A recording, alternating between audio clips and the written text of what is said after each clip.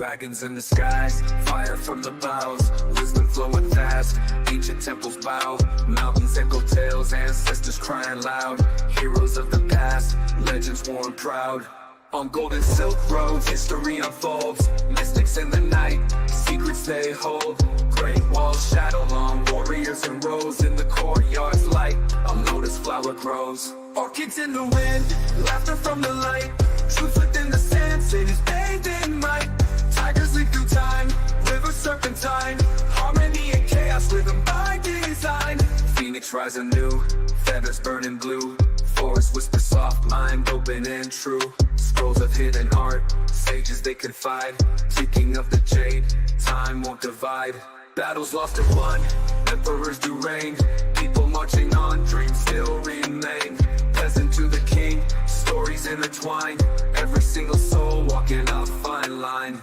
Orchids in the wind, laughter from the light, truth within the sand, cities bathed in might.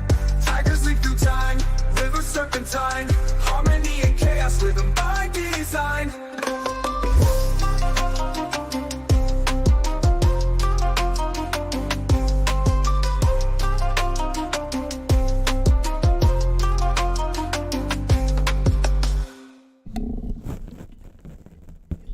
Welcome back, welcome back, welcome back. I am the dust at the feet of God's servants, and only God is special. I almost forgot it. How can I forget the most important part? How can I forget the most important part? It's because I was getting distracted. I wasn't sure what was going on with the camera there for a second. It was a bit blurry. But welcome back, welcome back, welcome back.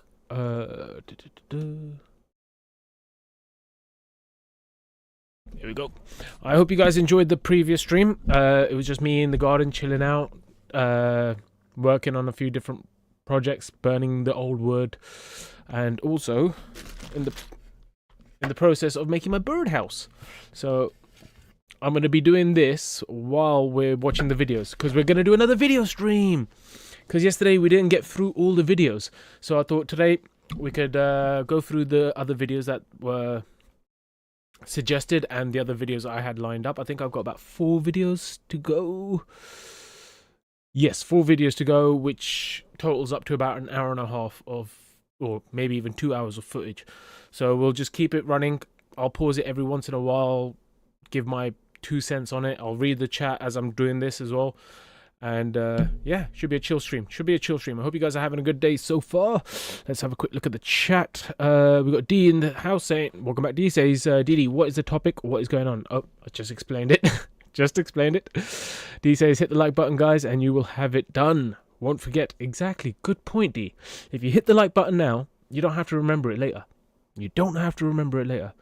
D dropped some emojis, probably for the music. Just the Truth says, what's up, peeps? What's going on, Just the Truth? Good to see you here, pal. Ravioli, thank you for coming up, D, and everyone earlier. No, thank you for doing a stream. If you need a hand with sorting out your stream stuff, give me a shout. I'll drop the link. I'll drop the link for my StreamYard. And if you want to have a talk about your setup or anything like that, you can always at the end of the stream just come and join the link, and then that way we can have a little chat after the stream's ended. After the stream's ended, we can have a nice little chat and we could sort out your streaming situation. Hopefully it gets better, and don't stress too much about it, bro. Don't stress too much about it. It's a learning curve. It's a learning curve, okay? No one's perfect overnight, and obviously if you're streaming for the first time, you have to work out the kinks. You have to work out the kinks, because yeah, things aren't always going to work or go to plan. D says, don't forget getting distracted. Are you, DD? No. Well, a little bit distracted, but not that distracted. I can't forget that. No, only God is special, 100%. It's just I wasn't sure if you guys can see me or hear me, so I was just making sure everything was good on my side. Ravioli says, Demand, I did my first live stream earlier. Yep, I was there. I was White Lion. I'm now White Lion. I gotta keep you guys on your toes somehow. I'm now White Lion. Here now. Just Drew said, I heard you, Ravioli. Well done. D says nothing much here. What's up there? Ravioli says I got a lot to learn, which is good. You know, if you've got a lot to learn, that means that you've got a lot to progress with. You know, you got a long way up, meaning that there's growth, there's opportunity. You know, it's good. It's good. Ravioli says, thank you, Truth. I will figure it out. Yes, you will. Jeffrey says, sorry about yesterday with my family, Trinity Revelation. No, you're all good, bro. You're all good. I enjoyed the conversation, but like I said, for me, it's more of a situation of, would it really change much in your day-to-day life? As long as you respect women and understand their role, and respect men and understand their role, and worship God, it's all good. It's all good. I don't stress that much. Sometimes, just a little bit, but not too much. It's against my religion. Ravioli says, I will try and start mine between Chris and Deman. Deman, thank you, mate. No worries. You don't need to. You can start it at the same time. You could start it whenever. It is what it is, bro. It is what it is. It's not a competition. It's not anything like that. I appreciate you saying that, but yeah, if you're going with the flow and you're feeling like, oh, I really want to stream right now, stream, regardless of if I'm streaming or not. Just stream. Do your thing, bro. Do your thing. But don't do it on purpose just to go, oh, you know, there's some people out there that will be doing things like that. They will try and do it from a negative place, from pride, lust, anger, greed, attachment, and fear. So don't do it from those. Do it from truth, love, compassion, contentment, humility, and hope, and then you should be set. You should be sweet. Ravioli says, thank you, Deman. No worries. Ravioli says, I will do mine between yours and Chris. I read that one, didn't I? Oh, no, you said it twice. Oh, cool. Like I said, bro, it is what it is. It is what it is. Dee's dropped the link for Ravioli's first stream, guys, if you want to go watch it. It's just there. Ravioli says, many kinks. I like my kinks, but I know what you mean. Kink is more of a sex thing, but yeah, I know what you mean. Kinks, okay, can mean also like bends, or yeah, cool. Ravioli says, I got an awful lot to learn. All good. We all do, bro. D says, crafting earlier, DD, awesome. Ravioli says, White Lion, nice. Yes, sir. That's the new name for now. Who knows for how long, but it's the new name for now. Catherine says, Jeffrey Malaki, you were great and you are very knowledgeable. Yes, exactly. Don't worry about it. Don't stress. Ravioli says, I was using those cups to try and hold the iPad in place, man. Yeah, I noticed. Bro, if you saw my first setup stream, it was horrendous. And even now, it still looks horrendous. It's not perfect. I'm using like sticky tape to hold the... I'm using double-sided tape to hold the camera mount there. And then I've got like two lights. And then one of these sexy mics.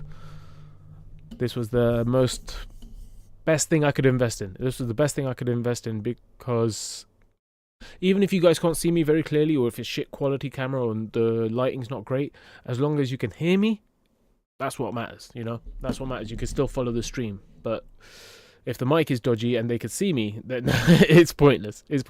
So if you are going to invest in anything, I'd say a mic first. Ravioli says, just watching it back, it was great to say hi to RG. Demand, it's a professional setup. Super professional. It's all good. Like a proper studio ish. No, it's just a couple of screens. I've got 2 screens and a laptop. I'm just makeshifting, like everything else I do in life. Makeshift. Figure it out as you go along. Jeffrey says, thanks, I'm just trying to share what I have been flooded with. I was only apologizing not allowing you to get your videos yesterday. Oh, don't worry about that. Like, I'd rather have a conversation than sit here and watch videos. So yeah, that's all good, bro. That's all good. The videos is just nice to react to sometimes, but also I could do the reaction videos any day. I could do them any day. If I had 0 viewers, guess what I could do? Reactions. I could watch random videos and go, oh, I agree, I disagree, or this could be said a little bit better. I could do that all day long by myself. But if you're there and you're willing to come up and have a chat, That's what the link is there for. That's what the link is there for. It's for you guys. D says, yes, need to mod her Ravioli. She will be good. Go back to your stream and click on her name or ask DD. Yeah, if you're on YouTube, go onto the chat, live chat if it's there, and there'll be 3 dots next to the name, and just click that and click moderator. Ravioli says the audio was wrong on mine. The audio was cutting out 25 minutes in. Yeah, I know, but that's what I'm saying. A good mic and you're set. You sort yourself out with a good mic, you're set yourself up. Like everything else you can figure out as you go on the fly, but as long as you have a good mic, you can actually do what you need to do. D says DD shares even how to make music. DD, great help. Yeah, sharing is caring. Sharing is caring, guys. Sharing is caring. And like I say, if we get more channels out there that are actually helping people rather than trying to tear them apart, that's a good thing. That's a good thing. And if I can play a small part in that, I'm happy. You know, I'm happy with that. Try and do what I can, where I can, however I can. D says, yes, 3 dots and you are set. That's it. Right side of the name. Perfect. Beautiful. Beautiful. All right, cool. Let's get this first video set up. We are going to watch. Which one shall we watch first? Let's go with.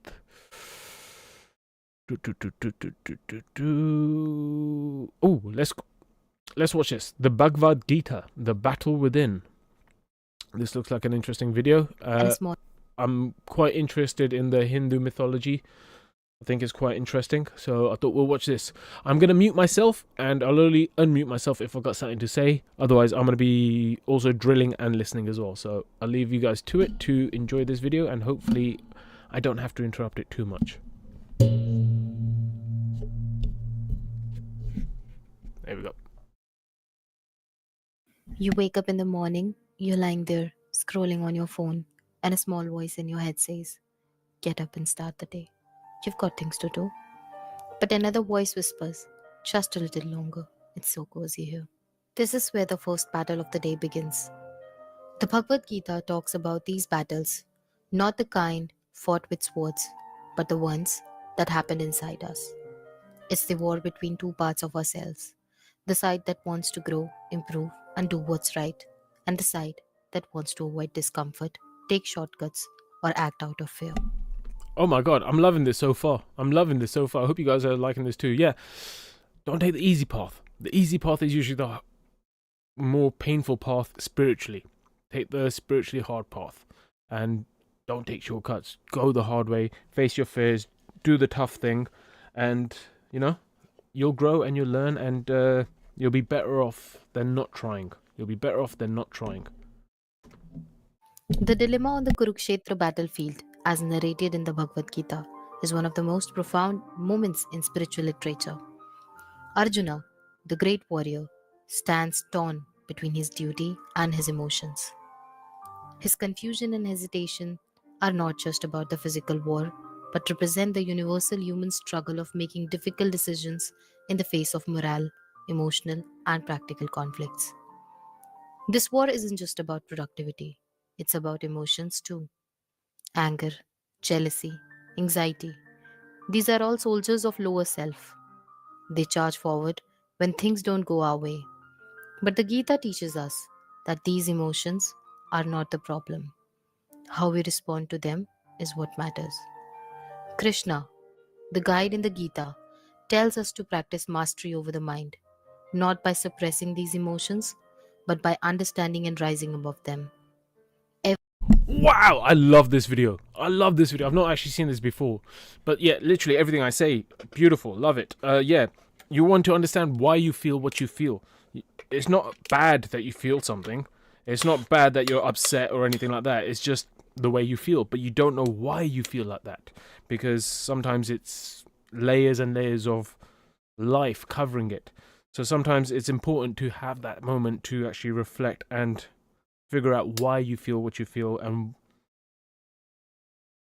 it's okay to feel that, but as long as you don't dwell in it, as long as you don't hold yourself back from living life because of those feelings. I'm loving this. I hope you guys are enjoying this so far as well. It's got gems after gems after gems. See what I like the Hindu side of things as well. The Hindu side of things is cool. Alright, let's keep it going. Every choice we make is like a skirmish in this larger war. Do we give in to anger and snap at someone? Or do we pause, breathe, and respond calmly? Do we let fear stop us from trying new things? Or do we push forward trusting in our abilities? The higher self doesn't always win, and that's okay. The Gita reminds us that the war inside isn't about perfection, it's about persistence. One of the Gita's Never give up. Never give up. Always have hope. It's always about persistence, and I've messed up. I've messed up what I'm doing. I've ended up splitting the wood. On the very first screw, I split the wood. Scheiße. I'm gonna have to figure something else out. I know what I have to do. I need to drill the holes first and then screw it in. That's what I'm gonna have to do. Alright, cool. I'll leave the video. Keep going. most profound teachings is the idea of dharma or purpose. When you know what truly matters to you, your values, your responsibilities, your goals, it becomes easier to make choices that align with your higher self. Think of dharma as your compass in the chaos. Even when the lower self is loud, dharma gives you direction. Krishna also emphasizes detachment. This doesn't mean you stop caring, it means you do your best without obsessing over the results. Whether you succeed or fail, the effort within itself is what strengthens your higher self. Over time, this practice of detachment makes the battles less exhausting because you're not weighed down by fear of failure or the need for constant approval. So, these daily wars we face, our inner conflicts, our emotional struggles, our moral dilemmas, they're not something to dread, they're opportunities. Each battle gives us a chance to grow stronger, to act with integrity, and to get closer to our true selves. The Gita reminds us that we are warriors, not against the world, but against the forces within us that hold us back. And every time we choose the higher path, even in small ways, we win a victory worth celebrating. That's why it's important to meditate. Because it's when you're meditating that you're actually really fighting the battle. Because if you're not meditating, then all you're doing is you're continuing on with life. You're not reflecting, you're not thinking about what's gone on. So that's why it's important to meditate, because that's where the real war is fought, during meditation. That's when you're battling yourself and trying to understand yourself deeper as well, and know thyself. The whole know thyself situation. It's all from meditation. Alright, cool. Let's keep going. Arjuna's dilemma is our own. At the start of the battle, Arjuna, the great warrior, is overwhelmed. He sees the opposing army filled with his own family and friends, and he is paralyzed by doubt and fear. He wonders, how can I fight this battle? What's the point of it all? This is where Krishna steps in as his guide. He explains to Arjuna that the war isn't just about the people in front of him, it's about fulfilling his dharma, his purpose, and rising above his inner fears and attachments. Arjuna's struggle mirrors the questions we all ask ourselves. Why is life so challenging? How do I stay strong when things get tough? What's the right thing to do when everything feels confusing? The everyday battles we fight. Now think about your own life. Every day is a Kurukshetra with small and big battles. The battle of choices. Should you stick to your responsibilities even when it's hard, or take an easier, less fulfilling path? The battle of emotions. When anger, jealousy, or fear arises, do you let them control you, or do you pause and respond wisely? The battle of habits. Do you follow the discipline needed to grow, or give in to procrastination and distraction? These battles might seem ordinary, but they shape who we are. Let's dive into this dilemma and the lessons Krishna imparts to resolve it. Understand your dharma, purpose. Know your role and responsibilities in life and act in alignment with them. Krishna reminds Arjuna that his duty as a warrior is to fight for justice and what is right. Avoiding the battle out of fear or attachment would mean abandoning his purpose. In chapter 2, verse 47, it is mentioned Karmanyevadhikaraste ma phaleshu kadachana ma karma phalheturbhu ma te sangusto karmani. You have the right to perform your duties, but not to the fruits of your actions. Do not let the results of your work be your motive, nor let your attachment lead you to inaction. Arjuna was ready to abandon the battle. I think this is quite profound and very important if you're going to go down the YouTube route. You have a right to perform your prescribed duties, but you are not entitled to the fruits of your actions. Never consider yourself to be the cause of the results of your activities, nor be attached to inaction. Attachment lead you to inaction. Arjuna was ready to abandon the battlefield out of despair, but Krishna reminded him that neglecting his duties would only lead to greater harm.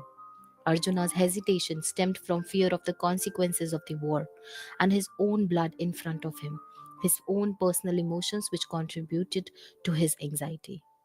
In our lives, when faced with tough choices, ask yourself, what is my responsibility here? What aligns with my values and purpose?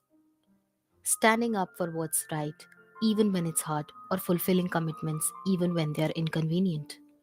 A student's dharma is to study diligently. Whether they top the class or not isn't in their control, but their sincere effort is. Krishna teaches us with this shloka to identify our purpose and focus on fulfilling it. Let go of the need for constant validation or fear of failure. Act with dedication without being paralyzed by worries without the outcome. Oh, hey, how's it going? Hashtag not sponsored. Hashtag not sponsored. I hope you guys are enjoying the video so far. It's got gems. I'm sitting here just going, wow, this is great. Let's have a quick look at the chat. Okay, so chat.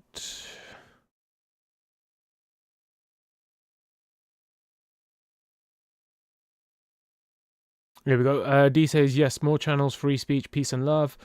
D says, battle within, restless spirit. No, it's not a restless spirit. It's just you learn more about yourself every single day. You know, as the day unfolds or the previous day comes to an end, you had challenges in that day. You know, you had situations where you know you could have been better. It's not about being restless. It's about being at peace with yourself enough to be able to sit there and reflect on the day honestly and actually try and, with humility, and try and look and see where you could be better. That's how you grow, you know?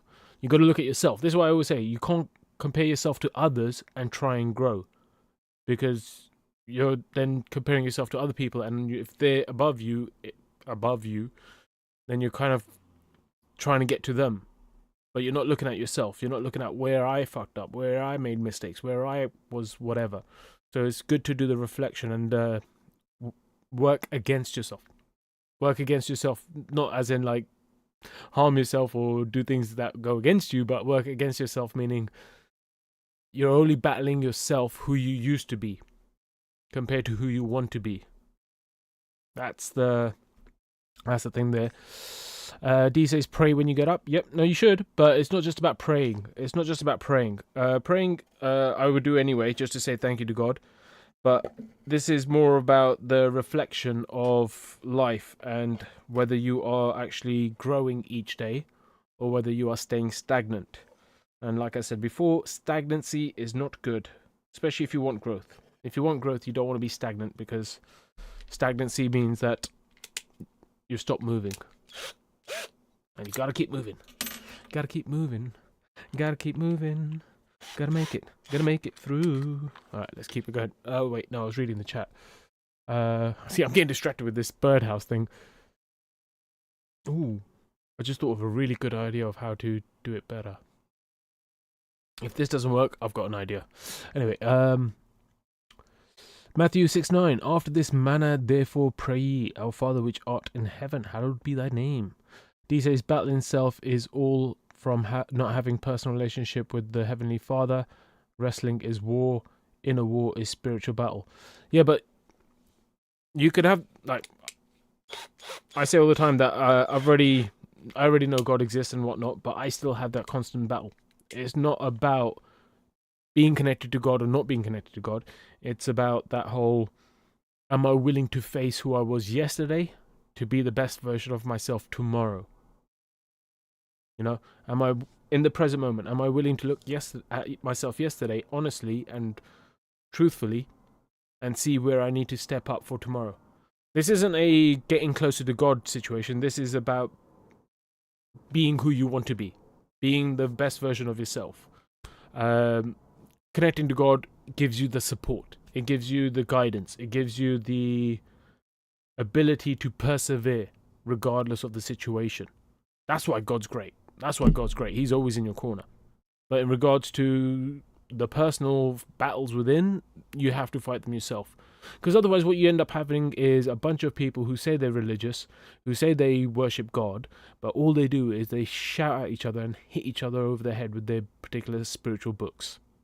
That's what we end up getting if you don't have the connection with God and if you don't do the actual work. So yeah, have the connection and do the work. Have that reflection work. D says Ephesians 6:12, for we wrestle not against flesh and blood, but against principalities, against powers, against the rulers of the darkness of this world, against spiritual wickedness in high places. Yes, but where does that battle first begin? Because what are they trying to take? They're trying to take your soul, your heart, and your mind. That's what they're trying to take. So if you do the work on yourself, they can't touch you. They can't touch you. D says Galatians 5:25, if we live in the Spirit, let us also walk in the Spirit. Romans 8:1, there is therefore now no condemnation to which are in Christ Jesus, who walk not after the flesh, but after the Spirit. D says Ezekiel, my screen just jumped. Ezekiel 36:27, and I will put my spirit within you, and cause you to walk in my statutes, and ye shall keep my judgments and do them. Beverly says, nice. Demand Nagar may come on later. Bahula. Yep, no, awesome. Yeah, the link's there. If she wants to come up and have a chat, we could talk about what's going on. Or if she wants to talk about the Baha'i faith, I'm happy to do that as well, yeah. Like I said, I've got a few more questions in regards to it. D says, Matthew 3:8, bring forth therefore fruits, meet for repentance. Beverly says, maybe 8:30 to 9:30, you see her? Oh, awesome. So in an hour. From an hour onwards. That'd be cool. Catherine says, meditation is for inner peace, but there are other avenues which also make oneself at peace. Whiplash, for example. Whiplash does not bring you to peace, but I know what you mean, listening to the song. But the thing is, meditation is about reflection. Meditation isn't just about sitting still. The idea of sitting still is that when you are first reflecting, you need to eliminate distractions. So you sit down, you close your eyes, you're in a quiet space, and you sit there and you reflect. You think. I know a lot of people say it's about getting rid of your thoughts, but that comes afterwards. Because at first, the thoughts are going to come. Okay, the mind works constantly. While you're sitting there, there will be thoughts that are coming, and those things need to be dealt with. Those are the things that your mind wants to focus on. Those are the things that your mind is like, we need to deal with this situation. We need to deal with this situation. Once you've dealt with all these situations, sitting there in meditation, then you're able to find that inner peace of no thoughts. But, like I said, the mind is always thinking. There will be some residual thoughts here and there. But that is not to say that meditation is just done when you're sitting down. Like I said earlier, when I was sitting outside just sawing away, I was meditating. I was actually meditating. It didn't look like I was meditating. I was sitting there in lotus position going, I wasn't doing that. But sitting there just sawing, it was just bringing me back to nature. It was bringing me back to life. It was bringing me back to actually working with my hands. There was a bit of peace there. And I was just in the moment. Just sawing and sawing and sawing. So, yeah. Meditation isn't just sitting down. It's a constant thing that you need to do all the time. Well, you don't need to do it. It's preferred to do it. Well, no. I think I'm going to stick with what I said. You need to do it. But it's your choice whether you want to do it or not. That's the thing. You need to do it to clear your mind, to have a focus. But whether you want to do it or not, that's your choice. Ravioli says, D Ziggy's here now. Awesome, go up and bring up Ziggy. D says, fruits meet for repentance. Emphasizes the idea that true repentance should result in visible change in a person's conduct and character. In other words, it is not enough to simply go through the outward motions of repentance. One must also show evidence of a transformed heart and life. I would agree to that to some extent. I think that there sometimes can be a... this is going back into psychology talk. There's operant conditioning and classical conditioning.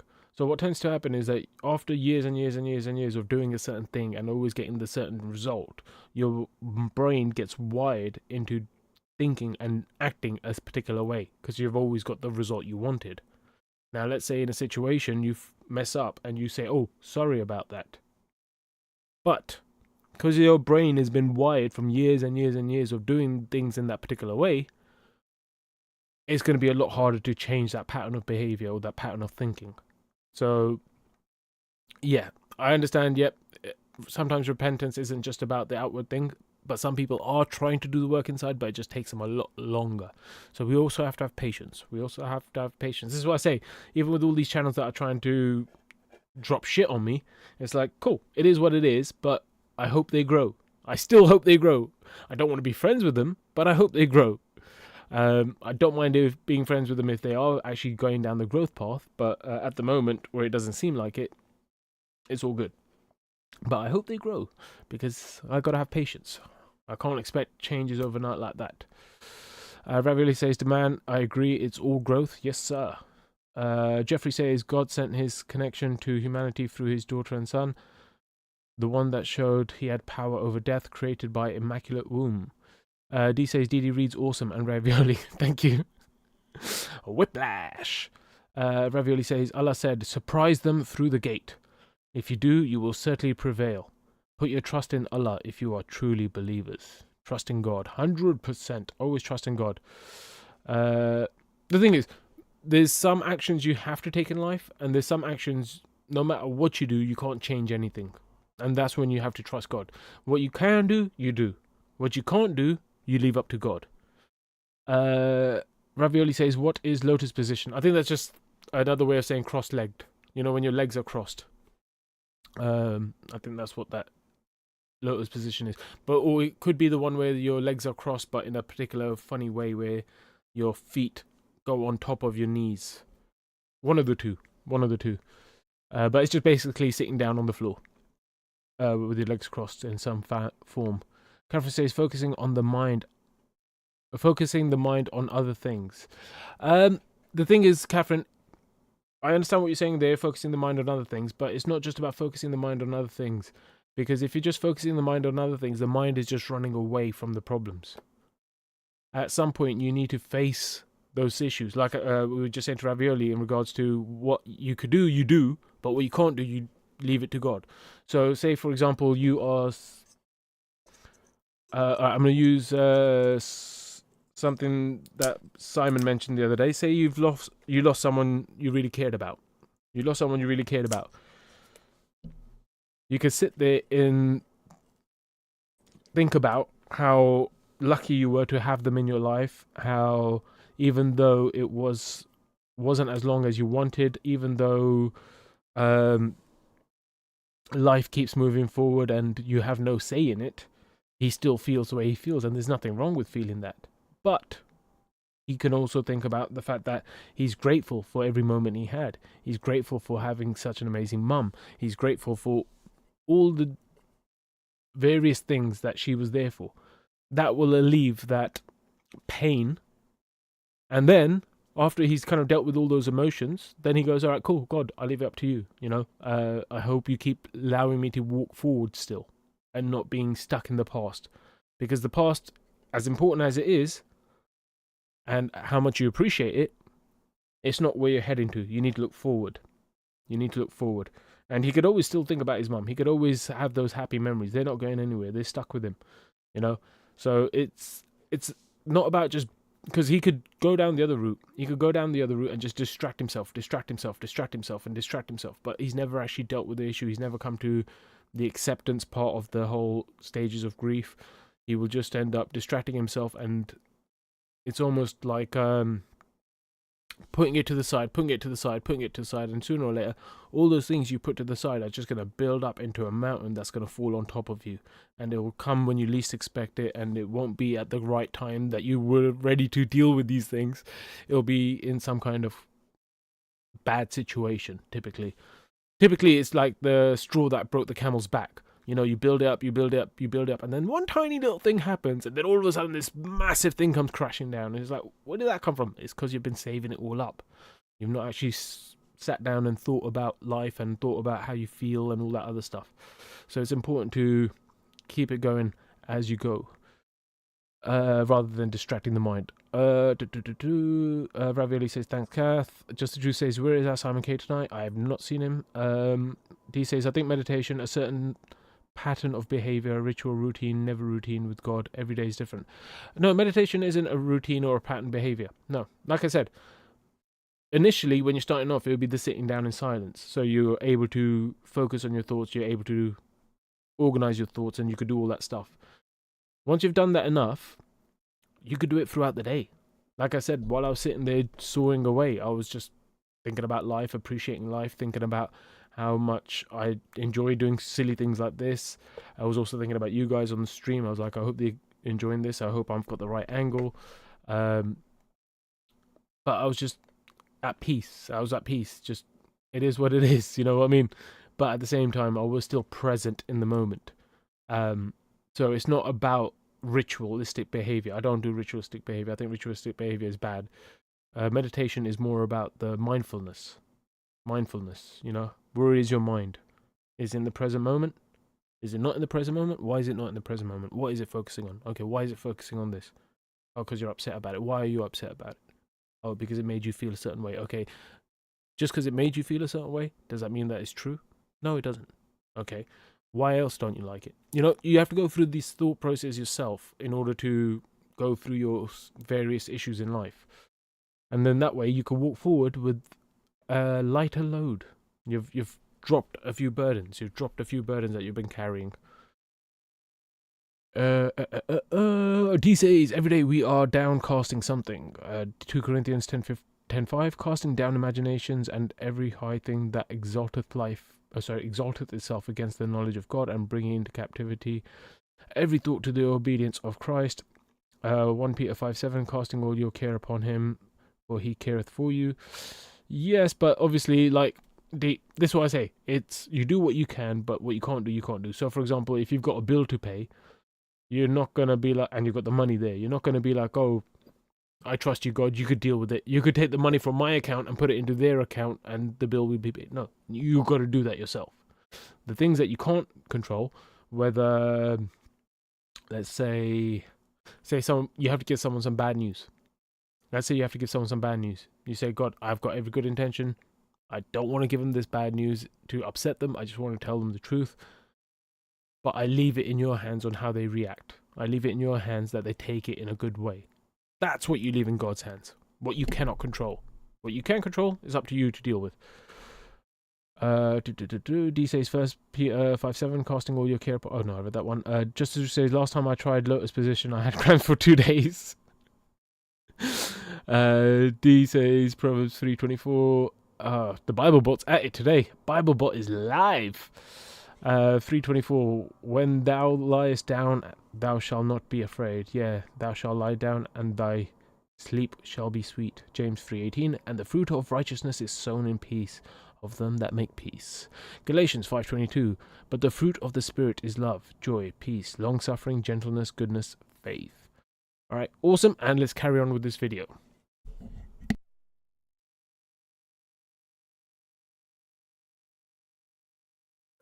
My name is Latifa Thompson Lowe. I'm 39. I've been with Juniper for...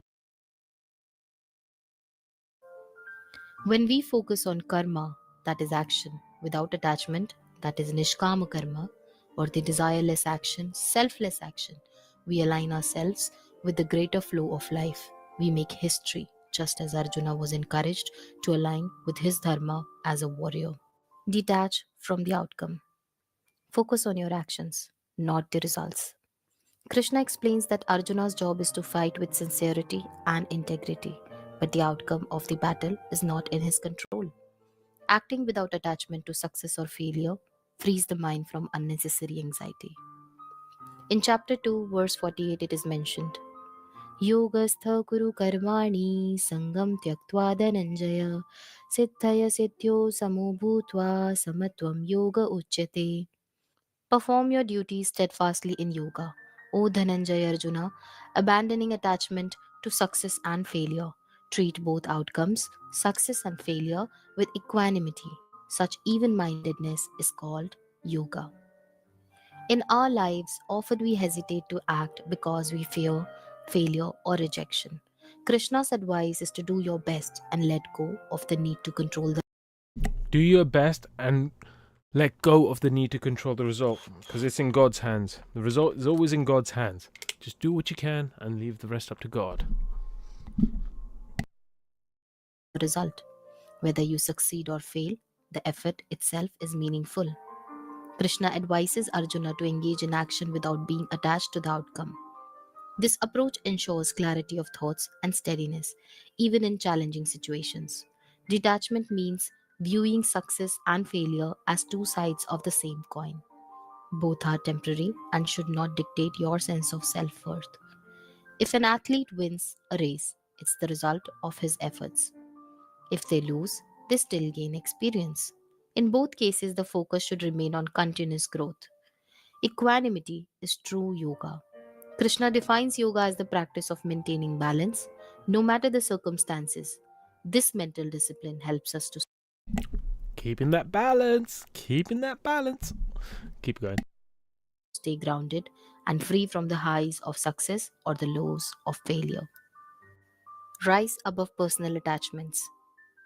Don't let emotions cloud your judgment. Arjuna's love for his family and respect for his elders make him reluctant to fight. Krishna explains that clinging to personal attachments can prevent us from fulfilling our responsibilities. In chapter 3, verse 9, it is mentioned Yajnathartha karmanonyatra lokoyam karma bandhana tadartham karma kaunteya mukta sangha samachara.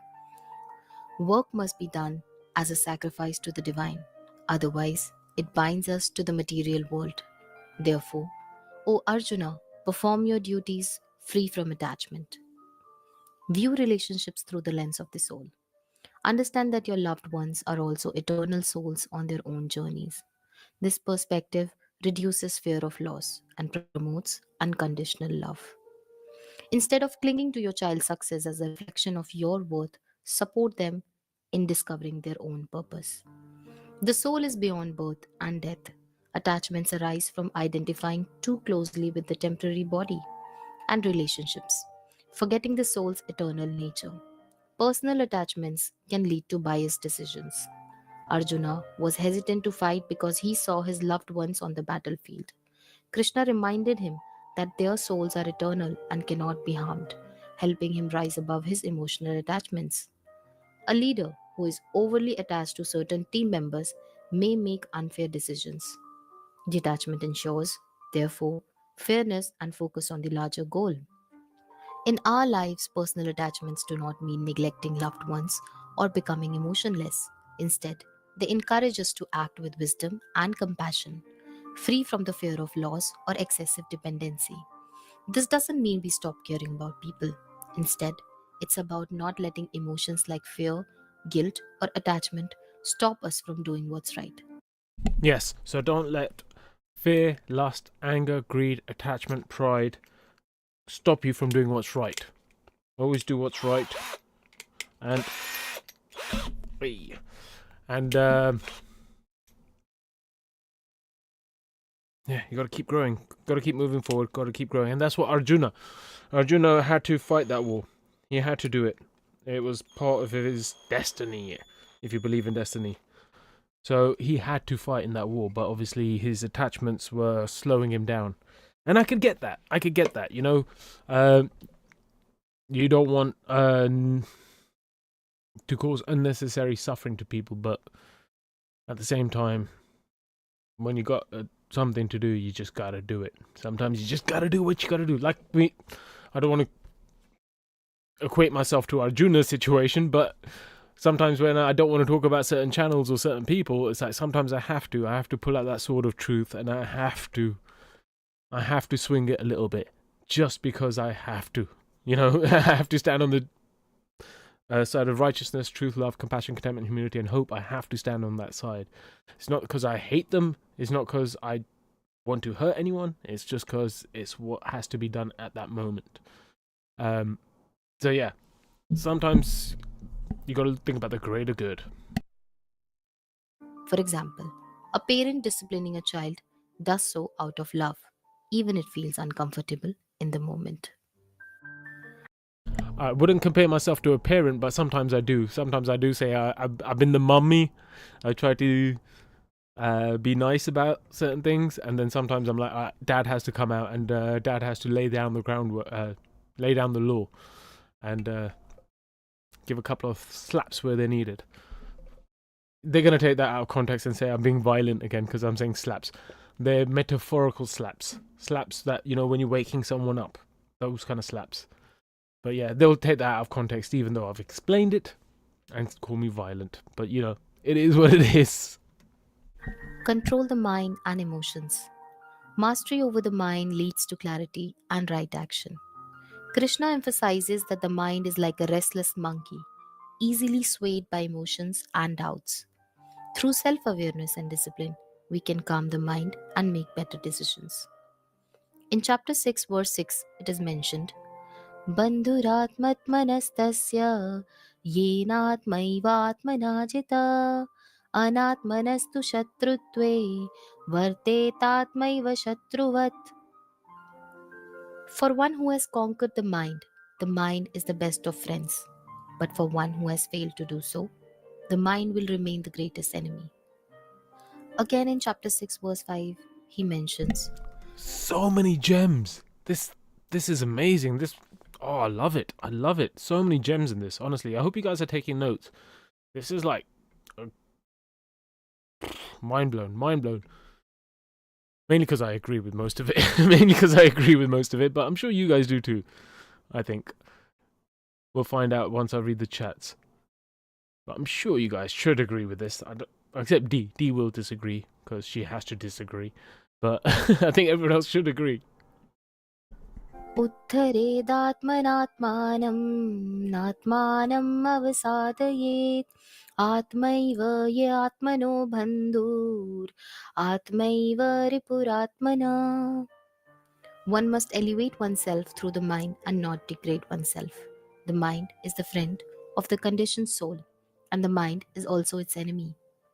Krishna's teaching in the Bhagavad Gita reminds us that the mind is a powerful tool, but only if we learn to master it. By controlling our emotions and thoughts, we can navigate life's challenges with wisdom and calmness. A controlled mind acts as a steady compass, guiding us towards fulfillment, peace, and higher purpose. Some practical steps for controlling the mind and emotions are: practice self awareness. Regularly observe your thoughts and emotions without judgment. Recognizing patterns helps you to respond rather than react impulsively. When you feel anger rising, pause and ask yourself, what triggered this? How should I respond constructively? You can use notepads or journals to look into your train of thoughts and better productivity. Discipline through routine. Krishna advocates for discipline through practices like meditation and consistent habits. A disciplined life creates a balanced mind. Start your day with mindfulness or yoga to cultivate calmness and focus. Detach from desires and aversions. Emotional highs and lows often arise from excessive attachment or aversion. Learning to accept life's fluctuations can help maintain balance. Instead of being overly attached to success, see both success and failure as opportunities to learn and grow. Mindful action. Engage fully in your tasks without being distracted by worries or unnecessary thoughts or notification. While working, focus entirely on the present task rather than letting your mind wander to other concerns. Turn off your phone Silent all distractions. Spend some time listening to birds in nature and sit with yourself patiently. I love this. Yes, sit with nature. Listen to the birds. They're so pretty. Like the songs that they sing. Oh, I love life. I love this. This video is great. This video is so good. It's saying to do things with full focus, and I know it's a bit hypocritical of me doing this little birdhouse situation while I'm watching this video, but I am able to do two things at once. I've managed to learn that skill over life. But yeah, it's about sitting with yourself and being happy, present in the moment. You know, just be present in the moment. Present in the moment. Are you guys present? Are you guys present? I hope you guys had to turn up the volume for that bit.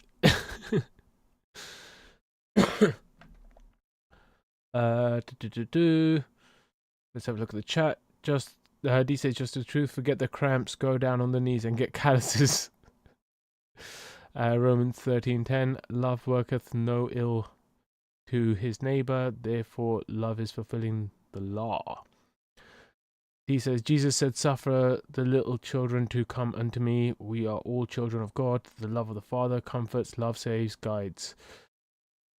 D says, Mark 12:38. And he said unto them in his doctrine, beware of the scribes, which love to go in long clothing and love salutations in the marketplace. What's wrong with long clothing? That sounds like it should be a good thing. Even the priests wear long clothing. You know, it's meant to be the humility thing, the whole, you're not walking around in tight clothes or very little clothes. The self-respect aspect of life. Jeffrey says, Jeffrey says, very logical reasoning, but don't give your mind give your mind too long of a leash or it will hang itself. It's not saying let your mind wander by itself. I was listening to it as it said it. It wasn't about letting your emotions control you or your mind control you. It was you being in control. You are in control of your mind and your emotions. Not that you are ignoring your emotions or ignoring your mind, but you choose using discernment when to listen and when not to listen. When it's appropriate to react and when it's appropriate to stay silent. That's the whole idea with this. It's not about letting your mind go off and hang yourself. No. D says, yes, I don't agree. Worship the Lord in spirit and truth. No other way. My mind is set free. No captive. Peace, assurance, and no confusion. Security. I have, and you are right, Didi. I don't agree too. It's fine, but you're wrong. You're okay. You're allowed to be wrong here. You're allowed to be wrong here, D. That's fine. That's no problem. D says, but we are led by different spirits. I love sitting with the Lord in peace, in psalms, in personal relationship, in the moment with the Father. I listen and have peace. Yes, but that's the thing. When you've got the book, when you've got the psalms, when you've got that and you have peace, you're okay. But let's say you were in a situation where you didn't have that book. You didn't have the opportunity to sit down. Are you still at peace in that really awkward situation? Probably not. This is why it's about learning to cultivate the mind so that when you are in a situation that you haven't planned for, that life has just thrown at you, that you are able to maintain that peace. You are still able to maintain that connection. You don't lose it for a second just because of your anger. D says, yes, the priests that we do not pray to who need forgiveness but walk around in robes wanting to do rituals and doctrines of men. Yeah, I'm not going to... There's some priests like that. Yeah, I get that. But not every single priest is ever going to be like that. You know, there's some priests that are actually doing it for the right reasons. You know, not a lot, but there are some. D says, James 1:19, wherefore, my beloved brethren, let every man be swift to hear, slow to speak, slow to wrath. There you go. There you go. Your own book is telling you that this is how your mind should be. You know, this is how you should react to any kind of situation. So none of this stuff should be like, oh no, Eastern mystical bullshit. No, it should be, yeah, it makes sense. It's logical. There's nothing wrong with it. Logic and reasoning. D says you are allowed to be wrong, lamb chop. Your choice, different path. One goes to destruction, one goes to life ever after with the Father. Broad road, narrow road. Yeah, that's your opinion. Your opinion is that mindfulness, meditation, learning to understand your heart, understand your mind is somehow bad just because at the end of it I don't say, praise the Lord. No, it's still praise the Lord, but it's also you work on yourself. You know, God has given us all the tools. It's like God giving me this tool and then me going, oh yeah, but God, you're giving me the tool, but you're going to do it for me, right? You're going to do it for me, right? No, I have to do what I have to do. He's given me the tools in life. He's given you the tools in life. Are you going to learn how to use these tools? Or are you just going to say, oh yeah, no, it's up to him. It's all up to him. He'll decide when it's right. He'll use the tools himself to do what needs to be done. Or are you going to take some accountability in life? That's the question. Catherine says, why is sitting in nature good for the soul? Is it the air, wildlife, looking at foliage, or being removed from the stress of life? It's all of those things. And it's also part of the getting away from the stress of life is the fact that you don't, when you're in nature, if you've gone away to nature to be in nature, there is no time schedule. You're not like, oh, I've got 5 minutes to do this and then I need to get back to work, or I need to go pick up the kids, or I need to go do this, or I need to go do that. You're in nature to be in nature. You could be you. You could relax. You could take a breath. There is no reason to check your time. You know, maybe if you're going to be there for a couple of hours and then need to go home, you're going to check your watch after an hour or so just to make sure you're not getting late. But while you're in the moment, while you're sitting there, you're not going to be constantly looking at your watch or thinking about, oh, I need to do this, I need to do that, I need to do that. You'll be looking at the beautiful green nature, green foliage. You'll be looking at the birds flying around or chirping away, or the little squirrels running around after each other.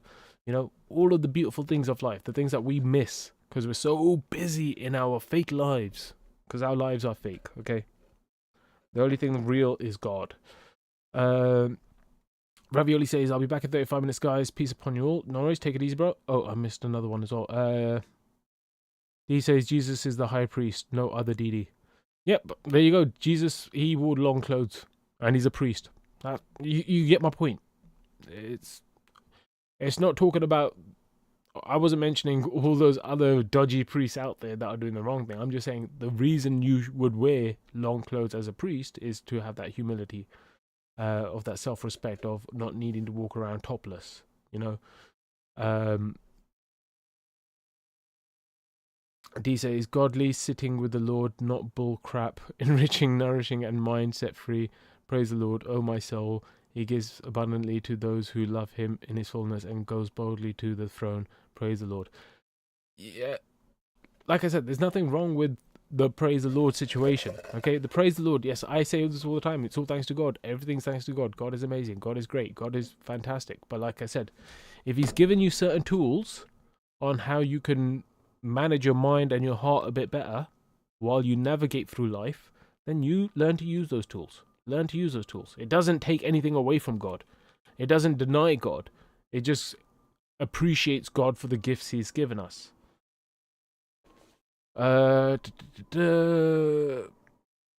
D says, time with the Father is time well spent. Praise the Lord of myself, forgetting not all his beliefs in all my ways. I acknowledge him. Only Jesus, the great high priest, the way, the truth, and life. Yeah, cool.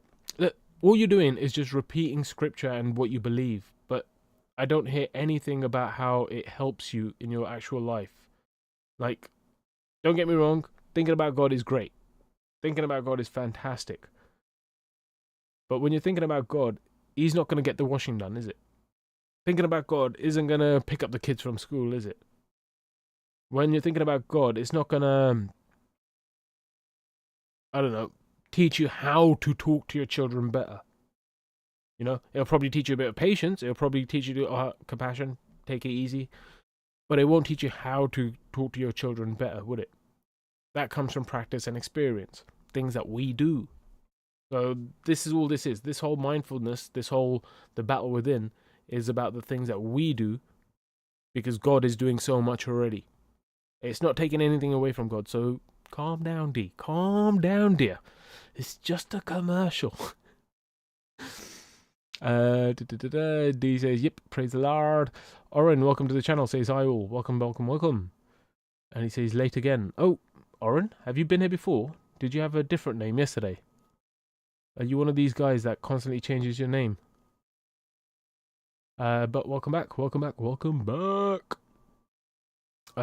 D says, lamb chop, praise the Lord, cool. D says, meditation is not going to pick up the laundry now, is it, lamb chop? Not going to get the garden done. Calm down in your commercial.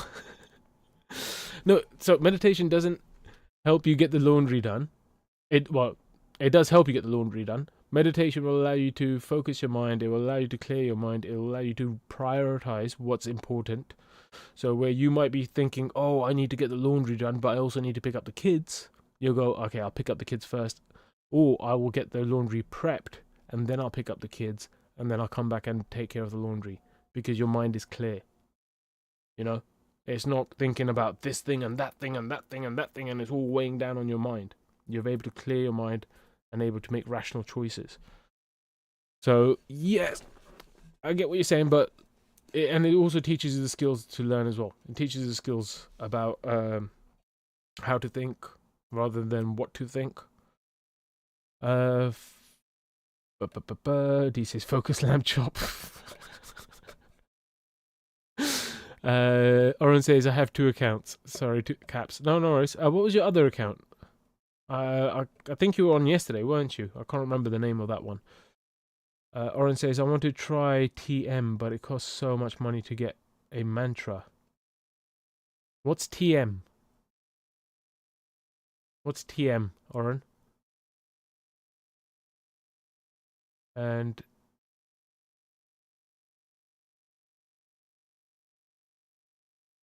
Oh, Perry. No, I don't remember that account. But yeah, I read many names yesterday.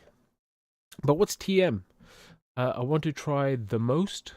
No, I want to try the meditation. But it costs so much money to get a mantra. Transcendental meditation. Okay, cool. But it costs so much money to get a mantra. Make a mantra. It'll probably be more powerful if you make your own mantra, because you'll know what it means. Whereas if you're getting a mantra from someone else, you don't know what it means. And it's not just magic words, okay? They're not magic words. It's about the intention, the thought behind the words.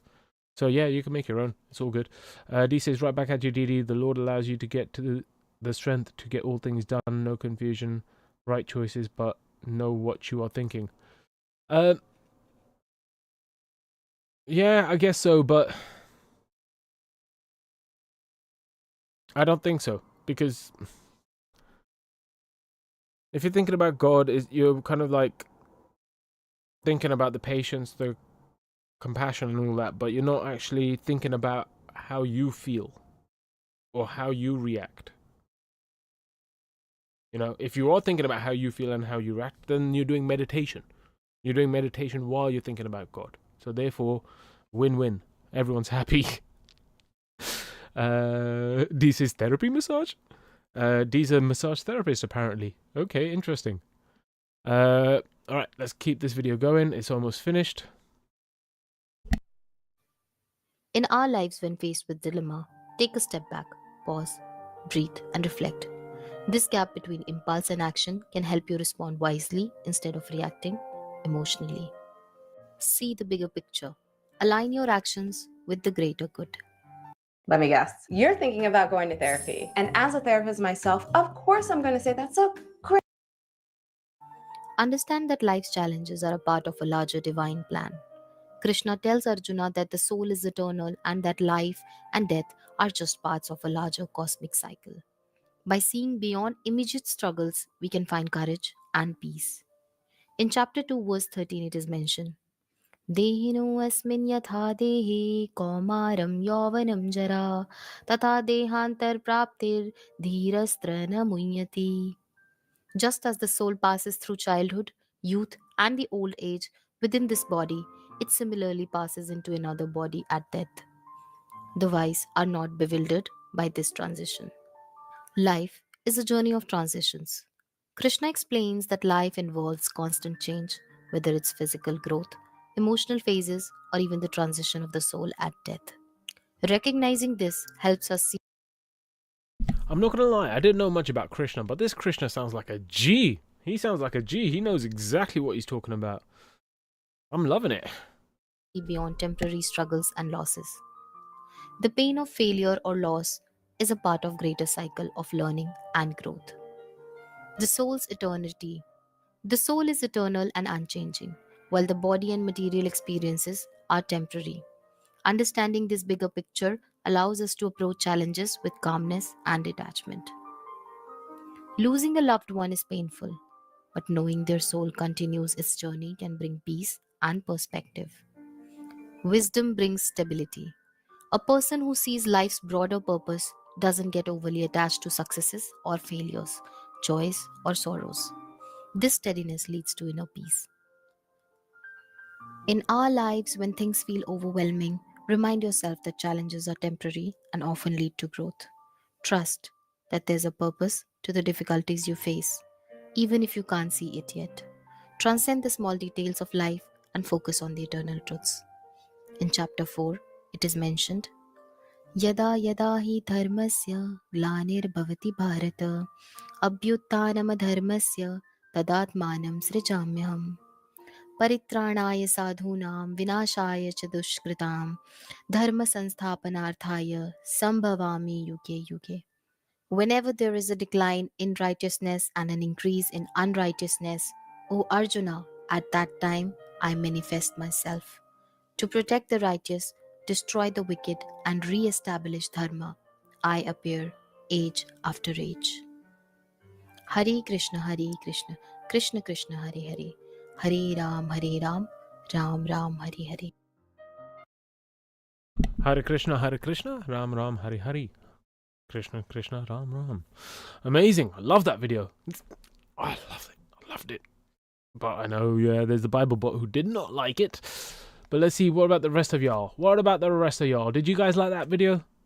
Or was it just too much meditation for you? Too much accountability for you? Oh, big words, big words. D says, no, you talk to God personally, not meditation. Sukara, welcome back, says, hiya all. Welcome back, welcome back, welcome back. D says, hello to Sukara. D says, John 12:25, he that loveth his life shall lose it, and he that hateth his life in this world shall keep it into eternal life. And Catherine says, Gossi, are you really a massage therapist? D says, yes, and herbalist. Ooh, herbalist, cool, sick. Actually, both professions are quite interesting, but the herbalist more. Matthew 10:39, he that findeth his life shall lose it, and he that loseth his life for my sake shall find it. Sukara says she has beautiful singing voice. Oh, the lady who's on screen. Is that what you're talking about? Yeah, it was nice. It was nice, and I like the way that she did the Hindu stuff, like the scriptures. In regards to what's her face? Oh yes, D said that she's a massage therapist. Do you know what I've been told? I've been told I've got magic fingers. I give really good massages, but I am definitely not becoming a massage therapist. Definitely not. What made you want to get into that, D? What made you want to go into actually massage therapy? I think seems like it'd be a very unique path to take to go down towards massage therapy. Nothing wrong with it, but just wondering. Alright, let's watch the next video. Well, I find... Ooh. Should we watch this one or that one? This one or that one? Alright, I think we'll watch... I was going to watch the one that Jitin recommended, but he's not here at the moment. Jitin, are you here? If you're here, drop a 1 in chat, Jitin. Just so I know you're here, because then we can watch it together. If you're not here, then I'll save it till later. I'll save the video for later if you're not here. But if you are here, then let me know, please. And then we can... Oh, let me just mute myself while I drill.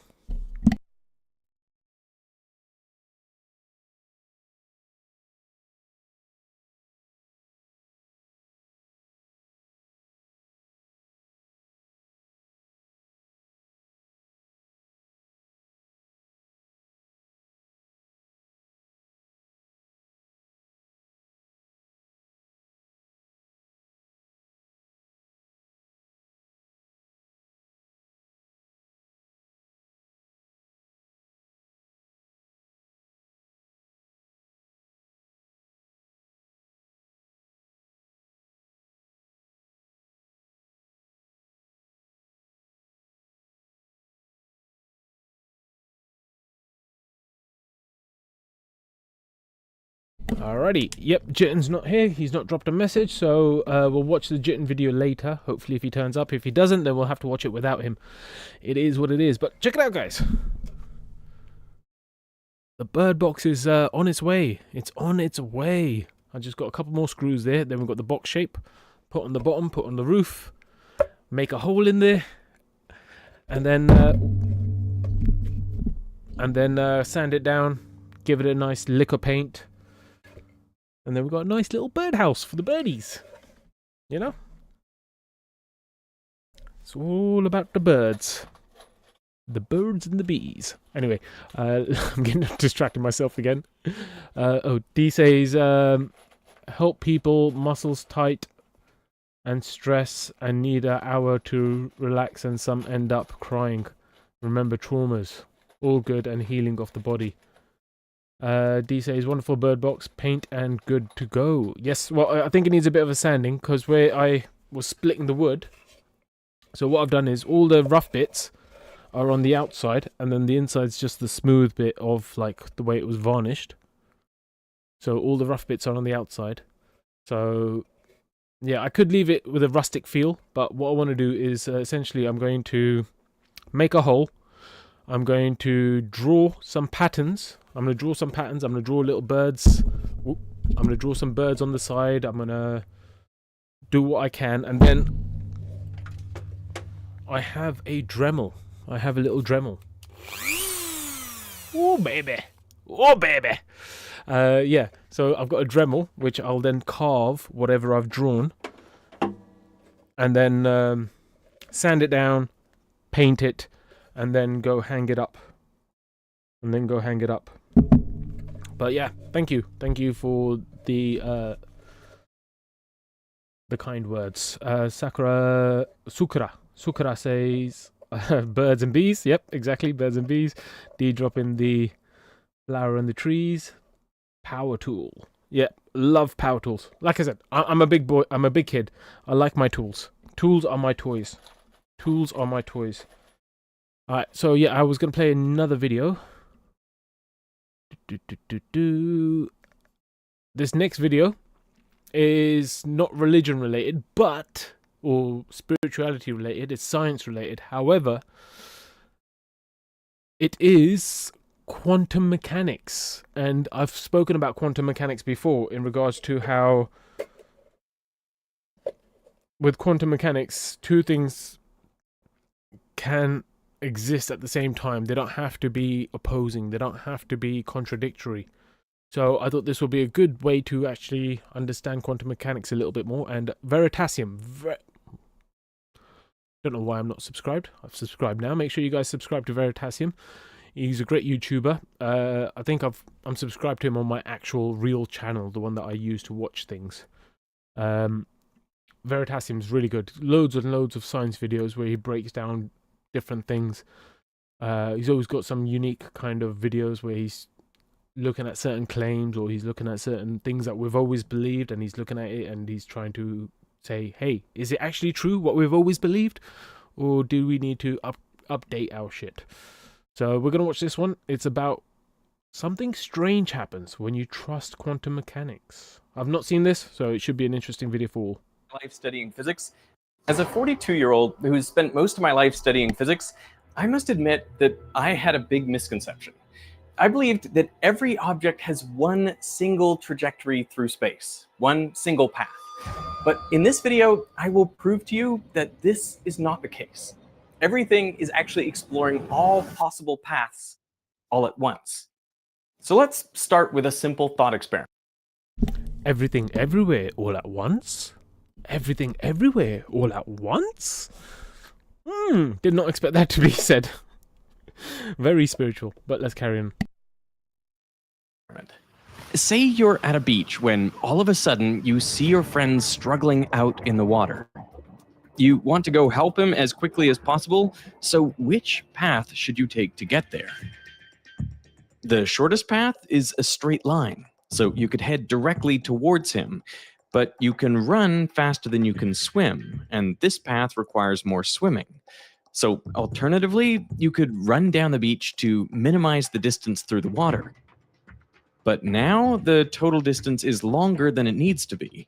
So the optimal path, it turns out, is somewhere in between.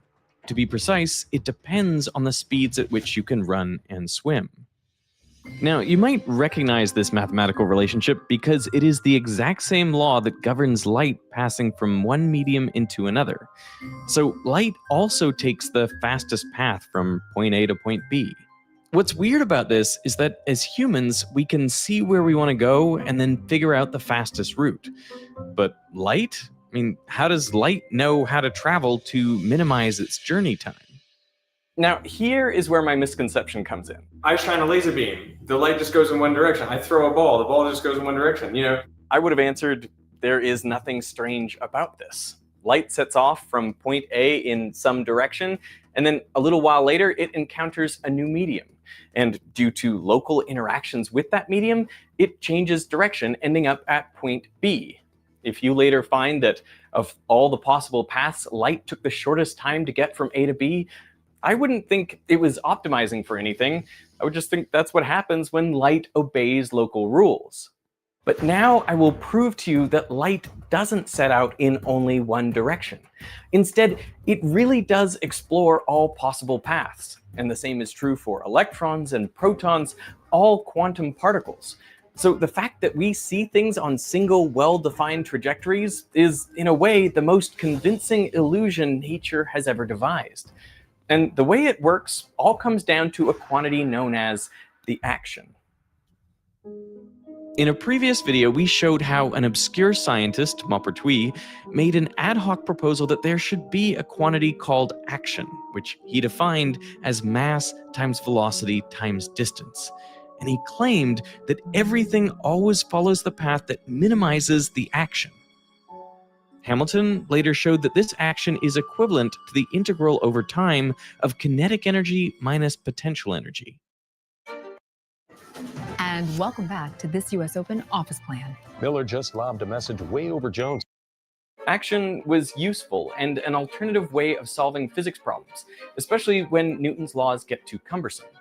But then, around the turn of the 20th century, action showed up at the heart of a scientific revolution, the birth of quantum mechanics. It all started with electric lighting in Germany.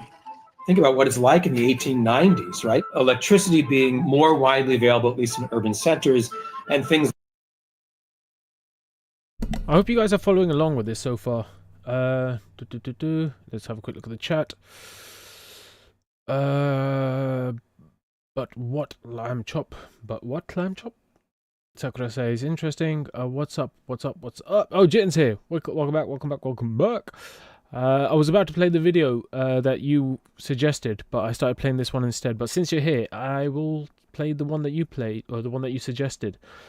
But I'm going to need a couple of minutes because I need to run downstairs and grab a saw. I need to grab a saw for while I'm doing this. So I'm going to play a quick song, and then I'll be back, and then we carry on watching the video that you suggested, Jitten. Sakura says, wouldn't the sand slow you down when you run or walk, whereas swimming in the water be quicker from A to B? The sand won't slow you down as much as the water would.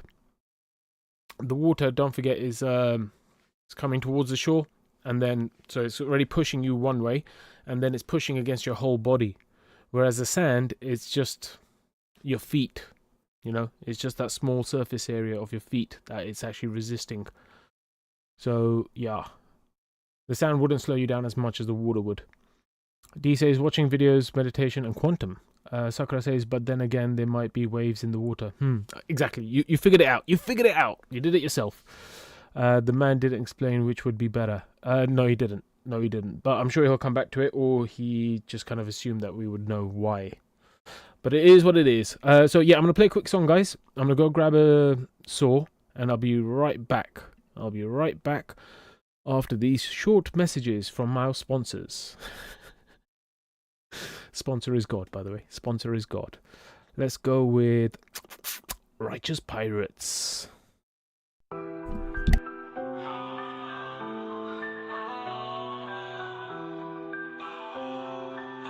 Hey, I sail through the storm with me compass on truth, seeking treasure in me heart, not in fountains of youth. A ship full of love with compassion as me map, plundering not gold but the peace that I trap. The seas be wild but I stay me course, with a humble soul may that be me force.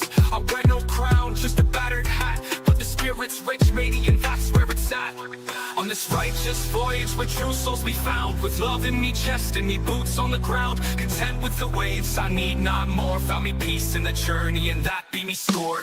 The world's chasing jewels but I'm searching for more. I seek the light in the depths where truth hits the shore. Ain't no treasure like compassion, it be rarest of gems, and a humble heart be worth more than crowns or hems. I'll raise me flat with no pride to boast, for a true pirate soul follow spirits of the coast. With kindness as me blade I cut through the lies, seeking love and light beneath blackened sky. On this righteous voyage where true souls be found, with love in me chest and me boots on the ground, content with the waves, I need not more. Found me peace in the journey and that be me score. The world be loud filled with sirens' cries, but I wrote a me own tune beneath starlit skies, giving what I can, taking what I need, living by the code of the sailor's creed. So I sail through the night, compass pointing me right, not for fortune or fame but for inner sight. The tides rise and fall but I be standing tall, a humble pirate soul, heeding truth's call. I'll sail this path till the waves lay me down, with love as me anchor and truth as me crown. Through storms and calm seas I'll carry me smile, for a life rich in peace be worth every mile. On this righteous voyage where true souls be found, with love in me chest and me boots on the ground, content with the waves, I need not more. Found me peace in the journey and that be me score. So hoist your sails to the stars above, seeking treasure that's forged in compassion and love, for a pirate whose humble sails free as the sea, on a righteous path, hey, that's the life for me.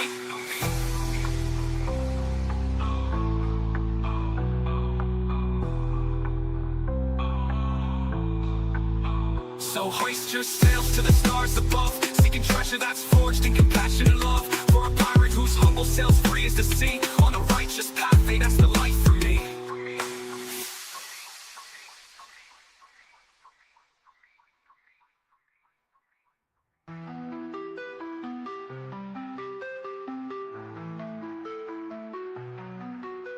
The world just sails to the stars above, seeking treasure that's forged in compassion and love, for a pirate whose humble sails free as the sea, on a righteous path, hey, that's the life for me.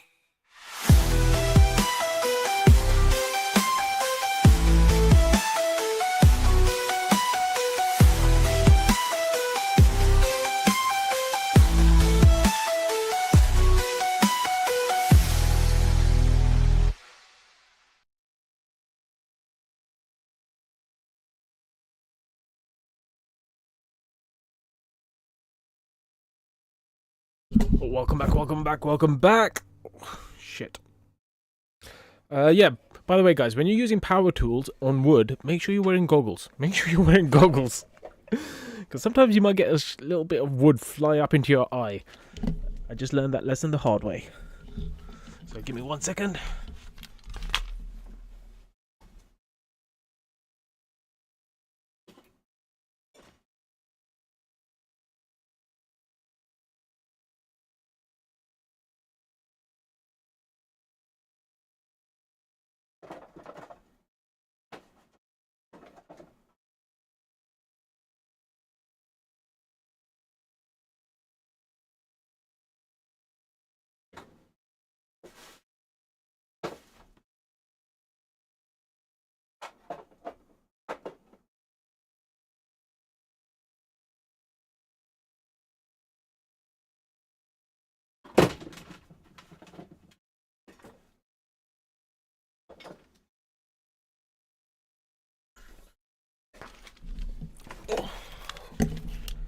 Alright, here's my sexy scientist glasses. Alright, cool. Let's grab the other video. We'll come back to this one later. We'll rewatch this one from the beginning. We didn't get too far in. It's only 3 minutes in. Let's get to the other one. The other one was this one here.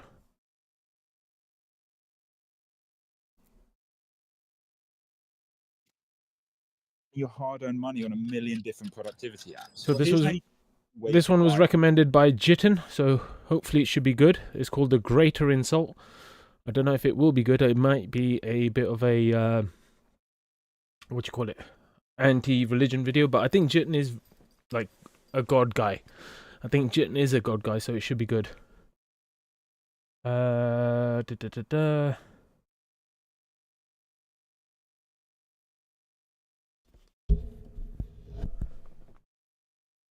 What is that emoji? Oh, that's an orangutan. Or one of those apes with the red hair. I forgot what it's called. Cool. D says, wear goggles when working with objects that fly, split, or shatter, or splatter. Yes, exactly. Exactly. So, I've got my goggles on so I can keep doing that.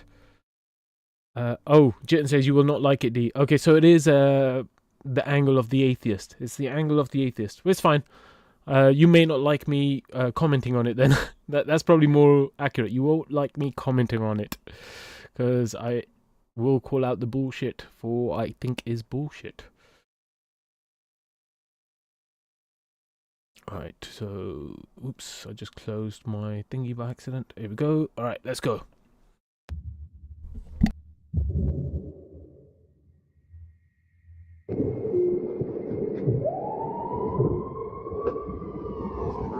So can you hear me there?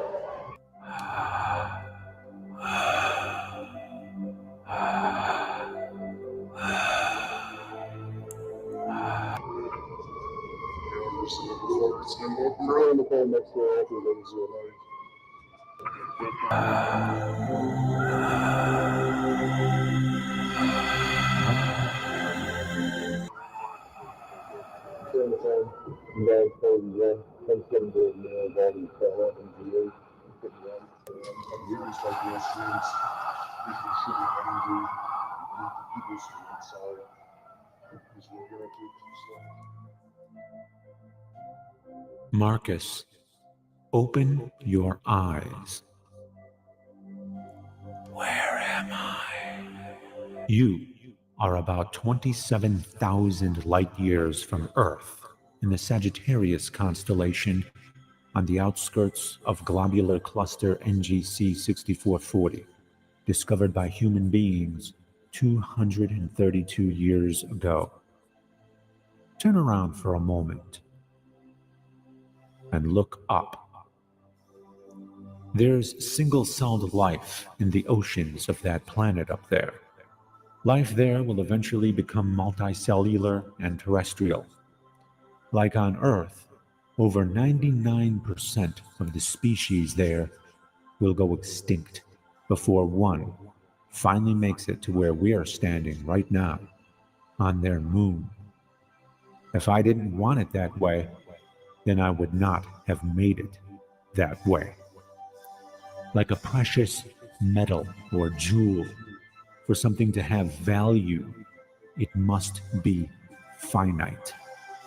Nothing unlimited is precious, including life. Sabrina, open your eyes. What's happening? Look at the horizon. You are about to see the sunrise of a red hypergiant. And even though we're far from it, the scorched desert world you're standing upon is 2,000 degrees Fahrenheit. Nothing lives here. Yet there are countless such places strewn about the universe like little motes of dust.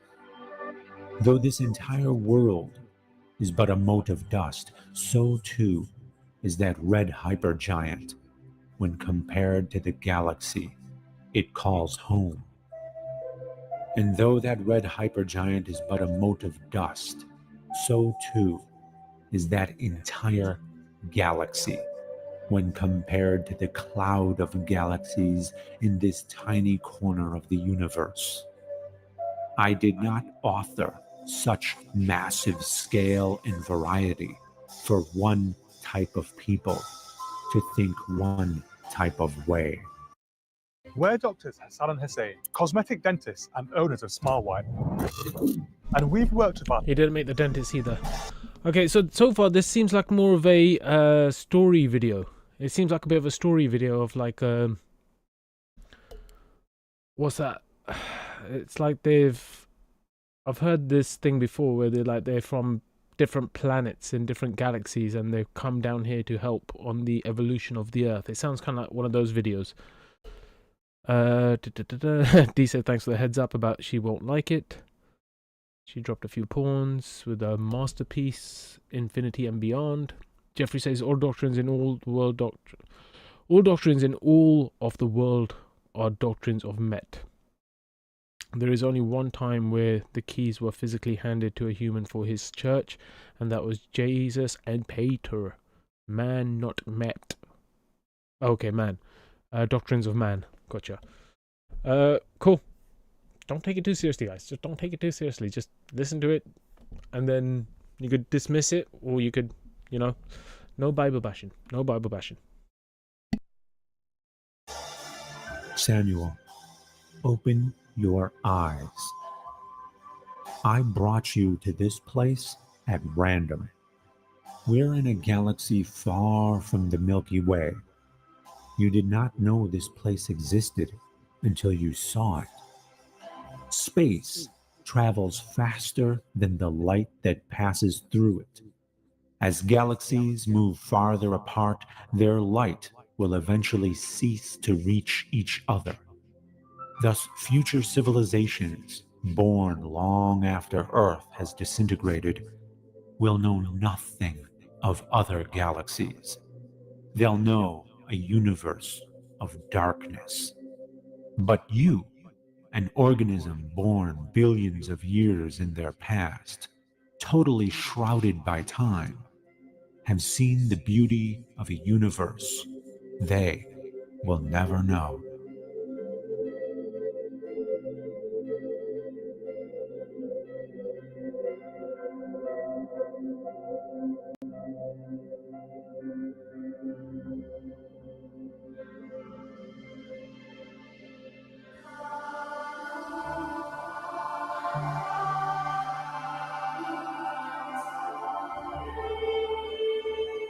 I am the Lord your God.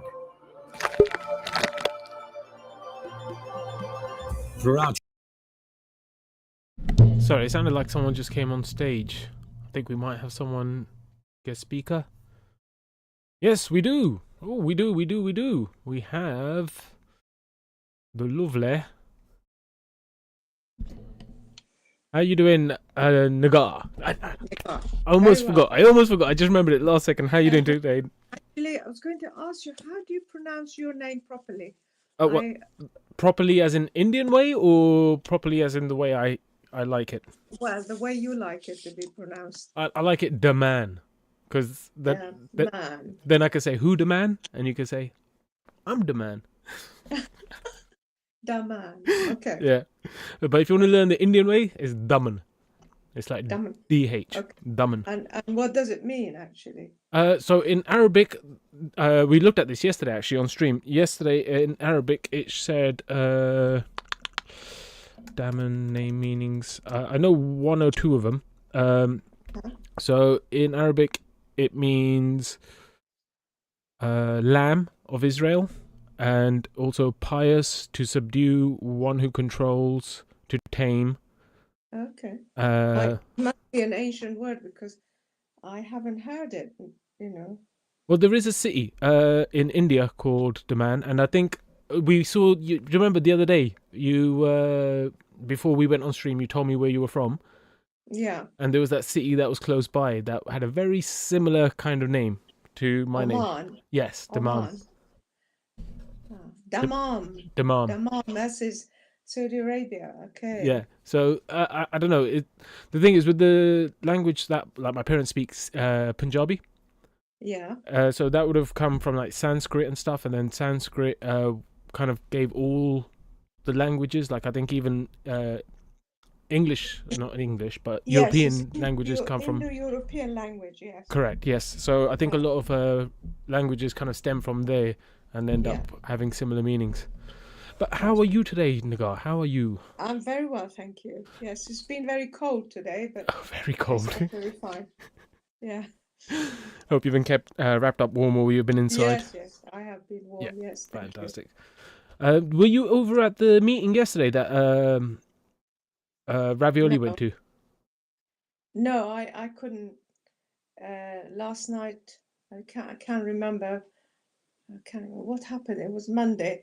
I had a meeting on Zoom till 10 o'clock, so it was late Oh wow, okay. when I finished. So I think Ravioli's full of life always. So he joins in. Are we live, or is just me and you talking? No, we are live. We are live. So Okay. if there's anything you want to avoid talking No, about, let me know. He is full of energy, so he can stay up much later than I can. He's a young lad, isn't he? He's a young Yes. lad. Yeah. To be young and full of energy. Yeah, full of life. Yeah. Yes, very much so. So, did you want to talk about anything in particular, or are you okay? No, you thought you will look up and have some questions ready. for Correct. me. Yes. Okay. So Carry- one of the main questions I had was because you said that the Bahala said that he was a manifestation of the spiritual divine being. Yeah. From my perspective, we are all expressions of that unlimited spiritual divine being. What was his thoughts on that exactly? Was it just him being who was like different to everyone else, or was he like? The thing is, we all receive small revelations from God with a small R. But Yeah, small R. I like that. I've never heard that one before. Small R. That's good. But every so often, once every 1,000 years or 600 years, at periods, individuals come who receive revelation from God with a capital R.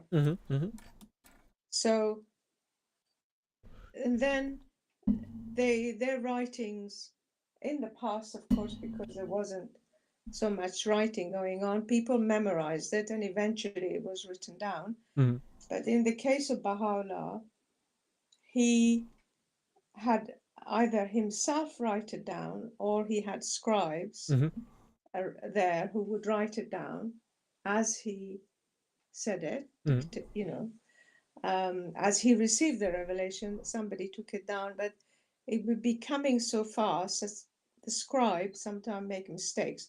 So they would take it to Baha'u'llah, he would correct it, and then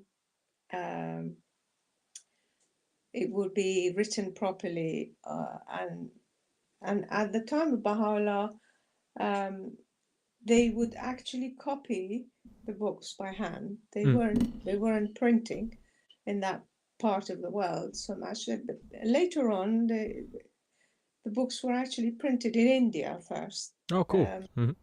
Yeah, and then spread, taken back to Iran and Iraq and other places. Because when the Baha'i faith first spread, as Baha'u'llah was Persian, so it spread mainly in Iran and Iraq and in India. Some people went to India. So this was the first few places that there were Baha'is in. And Baha'is, the way they look at it is that us individuals haven't got the capacity to receive this revelation from God directly, because it is so, when it comes to these messengers, you hear the stories about Muhammad. Muhammad used to shiver and shake when he received the revelation, and he would sweat profusely. But he was cold at the same time, and he shake, the whole body used to shake. So he used to have to be wrapped up in blankets. We have nothing to tell us how Jesus felt when he received the revelation. We know Baha'u'llah, the one or two people who actually were present at the time that Baha'u'llah received revelation, they couldn't stand it, they fainted, and they were brought out of the room. Wow. Yes. And the other thing which we hear is that when at periods when intensely a revelation was coming to Baha'u'llah, he couldn't eat because it was so much, so intense that he went periods without eating. Wow. Okay. So the way we understand it is they are the mirrors which reflect the light of God to us, and we are small mirrors, but we have the capacity to understand that this is from God. So we are like small mirrors which get the light from that mirror and reflect it around us. Okay. I like the analogy. I'm going to change it up a little bit. How about Baha'u'llah was a diamond? Yes, okay. And all the different lights or the different revelations would then be reflected on the different little mirrors. Yeah, I like that. I like that. That's cool. It's and there's many facets. Like a diamond can have many faces. Exactly. You got the analogy beautifully. Thank you. Sorry, carry on. Yeah. So when you read Baha'u'llah's writing, there is many different streams of writing, many things which you use, laws as well as devotional writings, as well as instructions how to live your life, and all sorts of things. So and there's probably many different ways to read those same texts as well, isn't there? Well, I mean, in Islam it says any text of the Quran will have 70 meanings, which means it has many meanings. Yeah, layer upon layer. It doesn't. I mean, 70 is just a word to say it's a great deal of number of ways to read it and understand this. And of course, as I am being familiar with Baha'u'llah's writing all my life because I grew up in a family, but there are things which you read and reread, and every time you read it, you get a deeper understanding of the same things. Because you've grown in the time that you've exactly. Yes. Because as a child, of course, you don't understand the stuff you're reading. Yeah, and then through life experiences and everything, and then when you go back to it, you're like, oh, that makes so much sense now. Okay, that's why they said that, or why there is one book which is a collection of Baha'u'llah's writing, which Shura Effendi collected. It's called The Gleanings from the Writings of Baha'u'llah, and I read that every morning, a paragraph or two from it. I don't read all of it, not big passage, just a paragraph or two. And I've been doing that for the last, I don't know how many years. But so that means I have actually gone over the book 7 or 8 times in my life. Yeah. But every time it's fresh. When I come to it, it's fresh, and I learn something new from it. And probably about yourself as well. Absolutely. All the time. Yeah. All the time. Yeah. So do you actually have because I know you've mentioned this Gleanings from the Writings of Baha'u'llah, and then you've mentioned the other book, which I've written down here, is The Hidden Words. Yes. So is Hidden Words like his Bible equivalent, or does he not have a Bible equivalent? No. I don't know how to say, because Baha'u'llah has many books. The most holy book is the Book of Laws, which is the Kitab Aqdas, the most holy book. And you could look, they are all online, you can read them. And when Baha'u'llah revealed the Book of Laws, he allowed a person, or 2 people actually, to ask him questions about it. Oh, cool. So that if there is anything obscure in the Book of Laws, he will answer the question, and the things will be clarified. That's smart, especially if it's about the laws. You need to make sure everyone understands it. Yeah. Exactly. So there is the actual text of the book, and then there is a question and answer section after the text of the book. And then there's notes, the way they've written it, they've referenced it. So if there's any things to explain some of the laws from other writings of Baha'u'llah, they are being added at the end of the book. And there is right at the end, and there is an index, so you can look all of it up. Can you give us one of the laws? Just any random one? Can you give us one random law? One random law. Yeah, or maybe even the most controversial law. That would be more interesting. Oh, okay. There are a punishment for murder in this book. So a punishment for murder is execution. Oh wow. Okay. Okay, but Baha'u'llah says there is an alternative, Mhm. and the alternative life imprisonment. Mhm. Mhm. And he would prefer if life imprisonment was used, not the execution Yeah. punishment. Yeah. There is for theft, and I never remember, there's 3 degrees. The first time you steal something, Mhm. I think you are banished from the town. You're made to go live somewhere else. I Okay. think. I don't know what the second one is. I can't remember. The third one, and this is controversial, Mhm. third time you steal, is a mark is put in your forehead. Oh, okay. So people know that you're a thief. Yes, so Mhm. that they know you're a thief. And apparently, if you read in history or look it up online, this was a punishment even used in the past. And this is the reason why when you go, you take your hat off to people. Is to show your forehead's clear. Yeah. Ah. In the past, Yeah. the ancient, distant past, not these days. Yeah, you yeah, know, yeah. many, so I've read. But anyway, that is. But the other thing I have to add, since there is no country in the world where the Baha'i faith is a religion of that country, Mm. none of these laws are actually enacted. I was because gonna say, they're- yeah, I was gonna say because the whole thing about the thief being banished from the city, no one would Mm. know who he is if it was just from that Yeah. one town that was following the Baha'i. If Yeah. everyone was following Baha'i in that particular area, then you'd have to have some kind of central government in order to do this. Absolutely. Yeah. So these laws are not enacted at all. Mm. And Baha'u'llah's vision is that eventually we will get to a society We don't need the laws. when crimes of any sort are become rare, Mm-hmm. Mm-hmm. very, very rare to happen.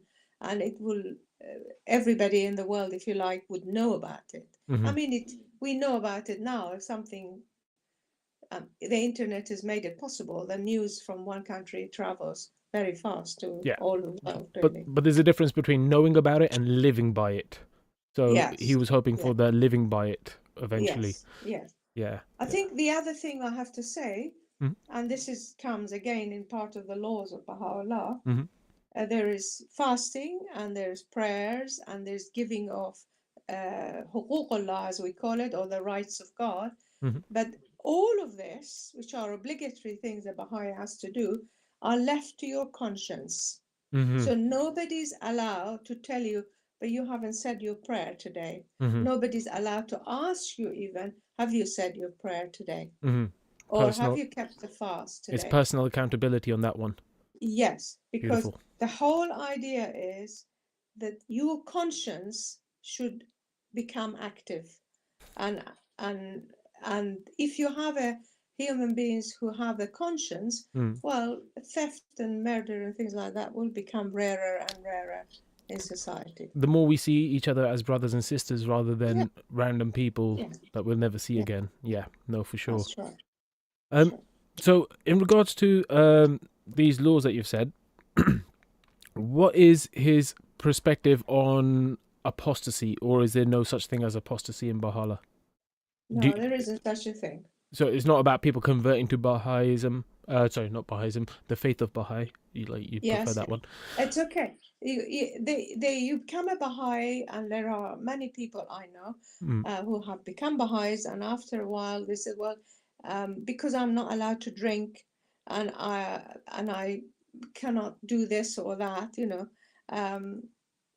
I don't want to be a Baha'i anymore. So they just leave the faith. They withdraw from the faith, as it's called. Because as a Baha'i, you have to do elections. So there is a register where the people who are registered on this register, if you like, they can vote once the election comes up. But if you're not on there, you don't obviously vote. So that is the only reason people would say, well, I don't want my name to be there. I don't consider myself a Baha'i anymore. Oh, okay, interesting. So They can withdraw. There is no Mhm. punishment for it. Nothing for it. Nothing. No issues. And within, let's say, Baha'u'llah managed to get a country to make this thing, would there be like, because I know that you've said a few things that are quite similar to Islam and stuff. That's why I just want to ask. Would there be like a situation of paying taxes for being a different religion, or would it be everyone's treated the same regardless of whether you are part of the Baha'i faith or you're not? talking about jizya That's correct. Yes. in Islam. Yes. Okay. No, there's no such thing as jizya. Beautiful. No, Beautiful. all are equal Mhm. in the sight of God. Mhm. Religion or no religion, you don't have to be a people of the book. So you could be an atheist living in this country, and it's absolutely fine. I think the country will have taxes, because otherwise, how do we run this country? Yeah. There will be taxes, But there won't be targeted taxes on people who are not no, Baha'i. no such thing, no such thing, no. Yeah, no, that's awesome. So, what made you go into Baha'i? Was it just the family upbringing, or was it some? No, as I said, and I'm open, Mm. always open to ideas. And as a young person, you go through periods of doubt or searching, and you want to know more, and you investigate other religions. And I investigated. I mean, Islam was always available because I went to school and I had to study the Quran. That was part of you studied it in Bahrain, so I knew the Quran. And I had, when I came to UK, actually it was a blessing. Jehovah's Witnesses used to come and visit us once a week, and they know the Bible really well. And even though as a Baha'i I accepted the Bible, I didn't know the Bible. You know, I've never read it, but they used to come once a week and stay for about 2 hours reading through the Bible, and I got used to the Bible. You know, I got to know a little bit my way around the Bible, because the Bible is Old Testament, New Testament. It's a big book, but they got it all referenced to each other, and every time you mention something, they reference it to the Old Testament or to the New Testament. So I learned a lot about the Bible, and I think I had a false image of what Christianity is like. Okay, is that because of Islam? Because of Islam, or because of you come to a Western country, you don't understand it. You know, you don't understand it fully. But because of them reading with them the Bible, then I understood it better. That it's not what people say. They try to tell you that Christianity is this, what do you call it, this soft lamb, this gentle lamb, you know, Lamb of God, which is true, but it's not wishy-washy. Christianity has got a core behind it, and laws behind it, and understanding behind it. Anyway, I'm glad I learned, you know, and made my understanding of Baha'u'llah clearer, really. Yeah. So I'm still kind of confused though, because there's a lot of different religions out there, and to be honest, like, I thought I knew most of the religions, but then Ravioli mentioned Baha'i to me, and I was like, okay. So I'm just really curious as to how you found, well, from what my perspective is, obscure religion.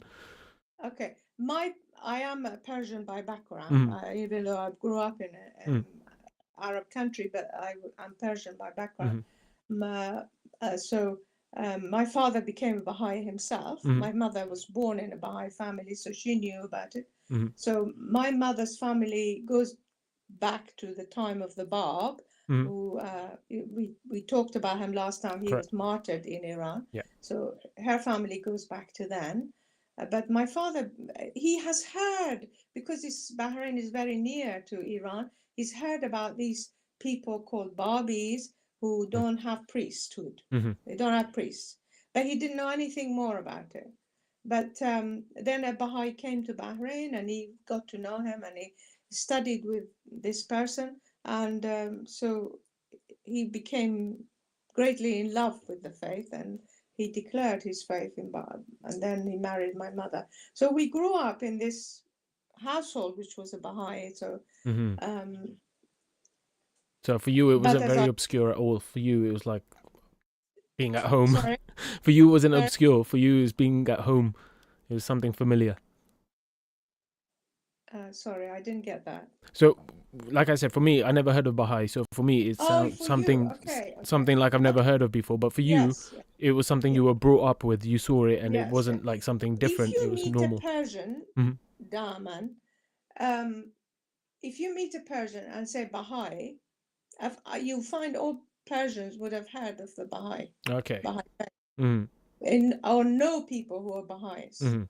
because they were the biggest minority in Iran. Mhm. But they became highly persecuted after The bad. the Islamic Revolution came in. Mhm. But anyway, you're quite, you could be excused because there's not that many Baha'is in UK.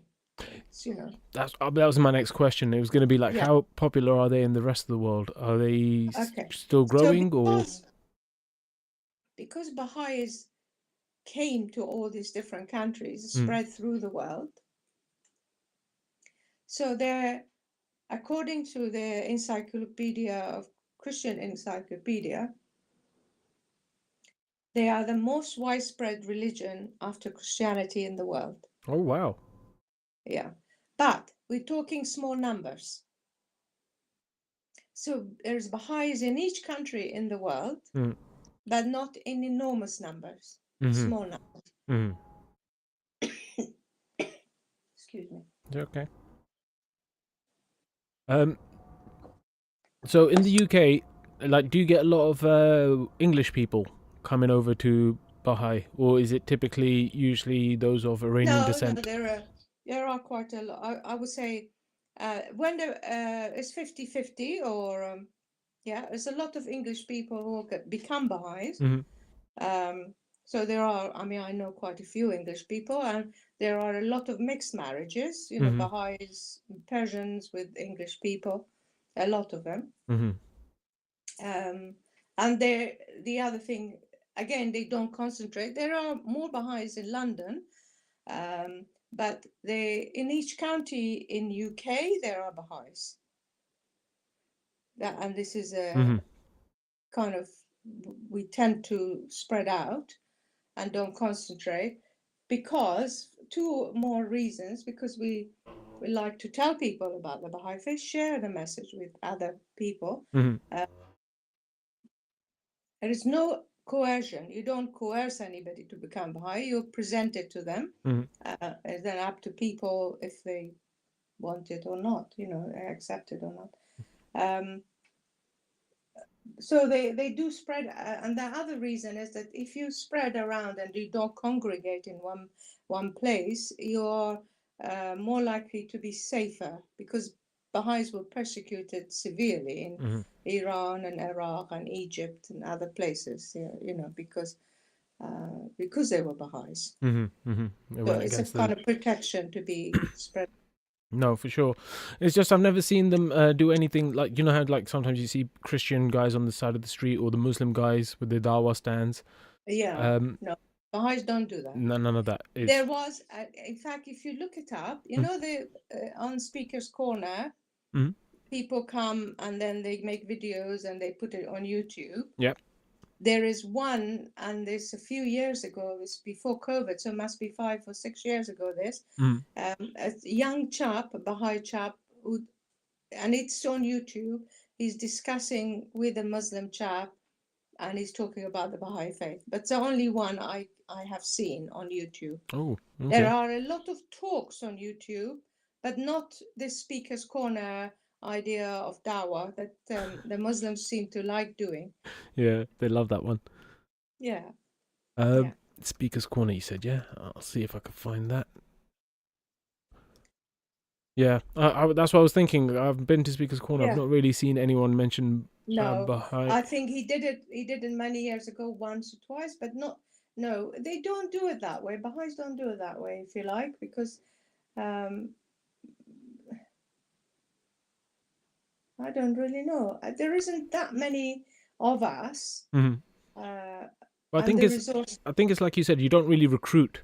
It's only if No. someone's interested that you would present it to them. Yeah. And yeah. I think that's the better way of doing it, because then you're leading by example rather than trying to increase your Yes, I numbers, think this is the thing. and it's better to have quality rather than quantity. Yes, yes. All right. So another question I had for you is: Yeah. have you heard of the 9 Men of Moriah? I think it's called. No.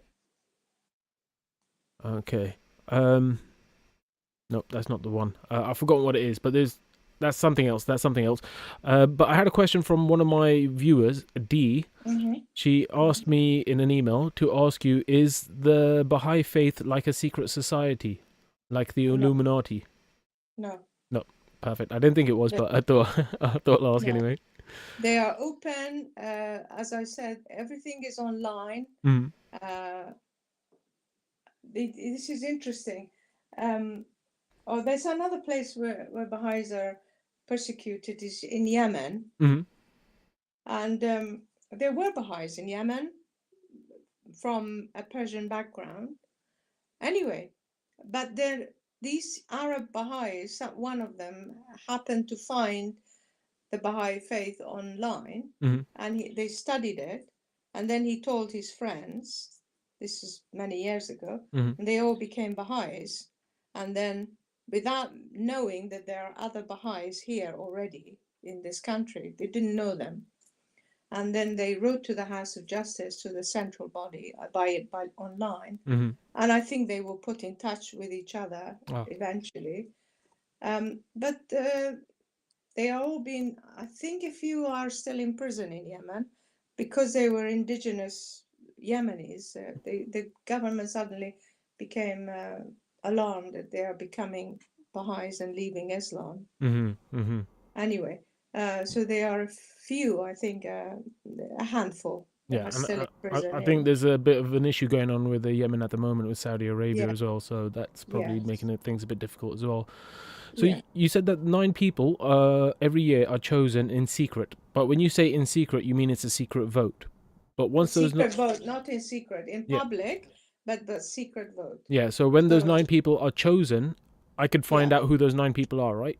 Absolutely. Yeah, No, you have to tell the group, the community who these 9 people are, Mm. because then they among themselves they choose a chairperson and a secretary and a treasurer, Mm. and then so because the funds are gathered for doing the affairs of the community, for different things, and they have to have, there's a proper body, and they meet every whatever they decide, once a month, once a week if it's necessary, and Mhm.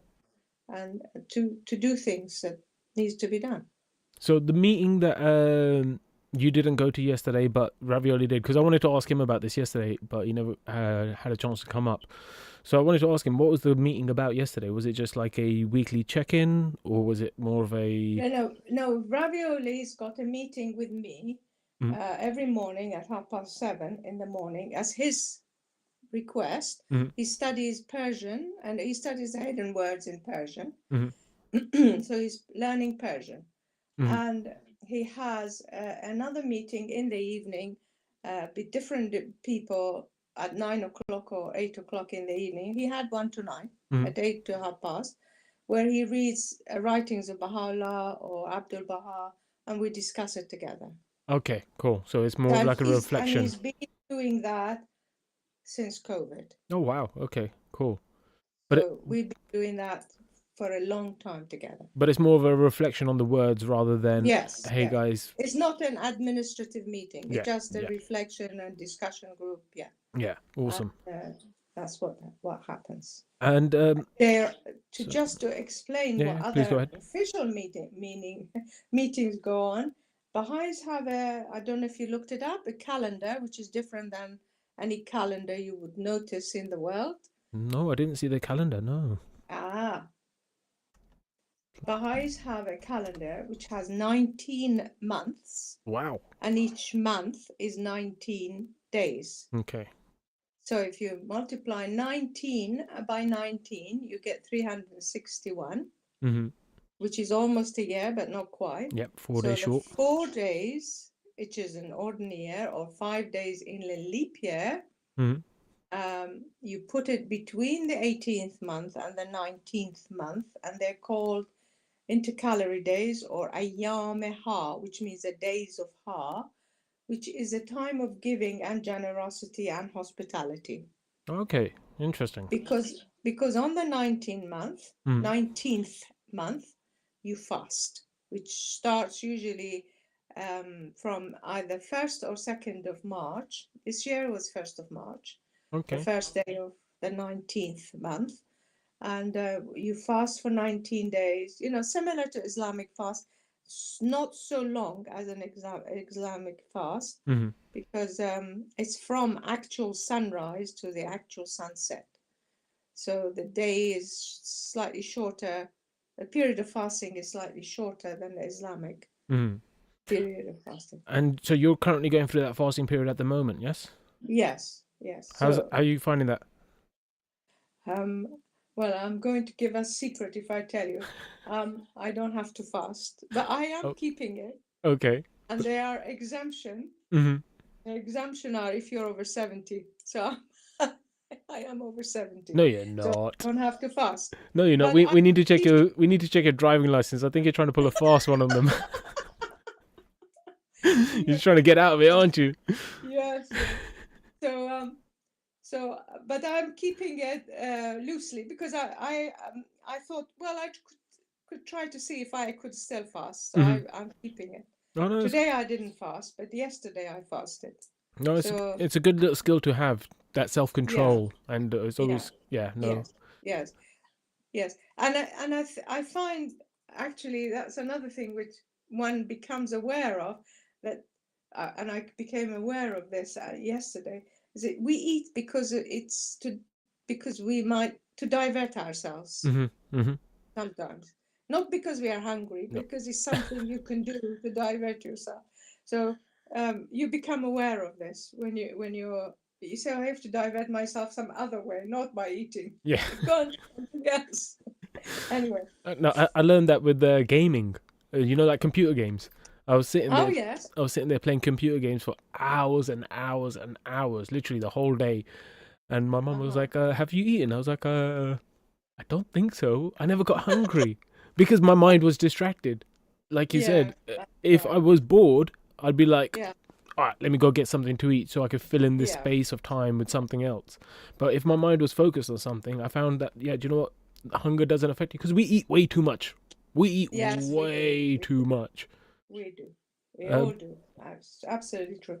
And I don't know if you saw it. There was an article in The Guardian because this year something very unusual happened.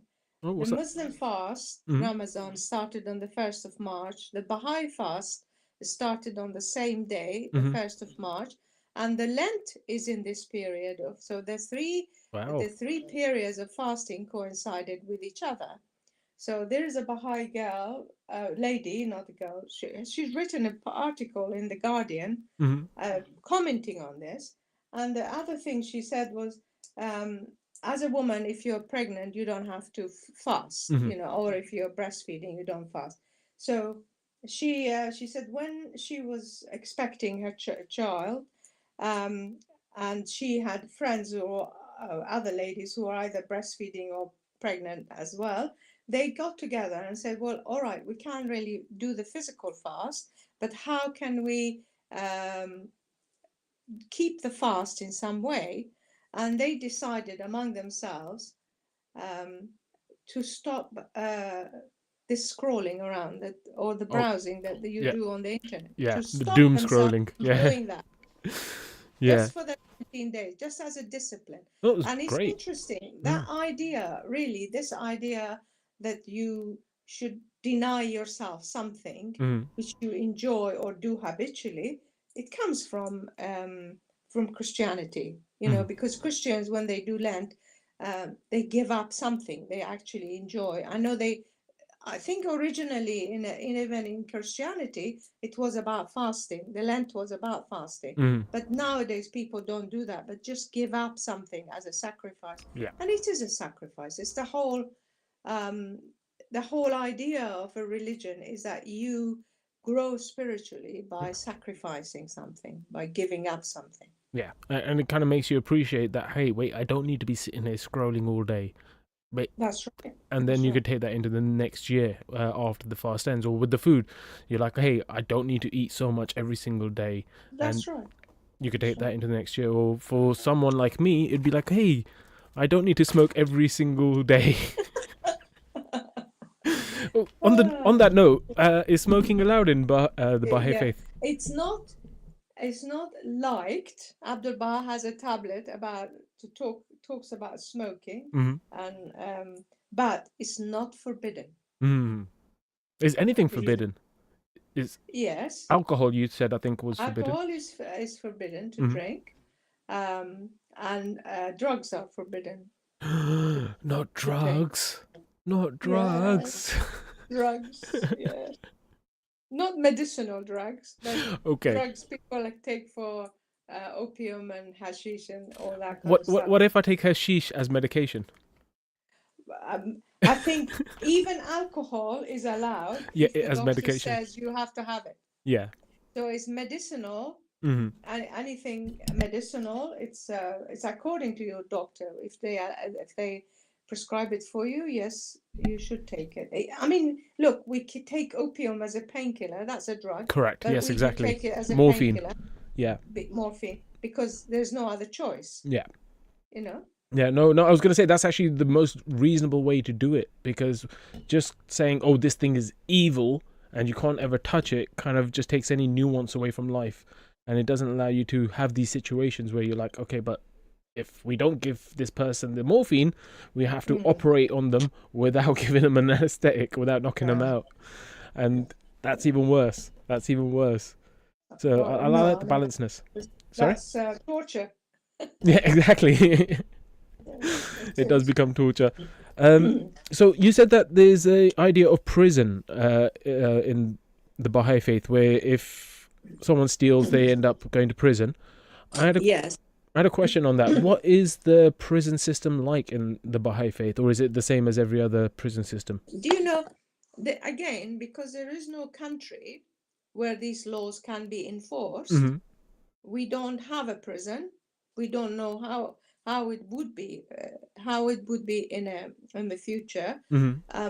I am guessing that the way the Baha'i faith is, that a prison will be a place of reform, so that when you come out, you wouldn't have to go back to what you did as stealing and all that. But in case of murder, well, it's life imprisonment. That means life. That means you don't come out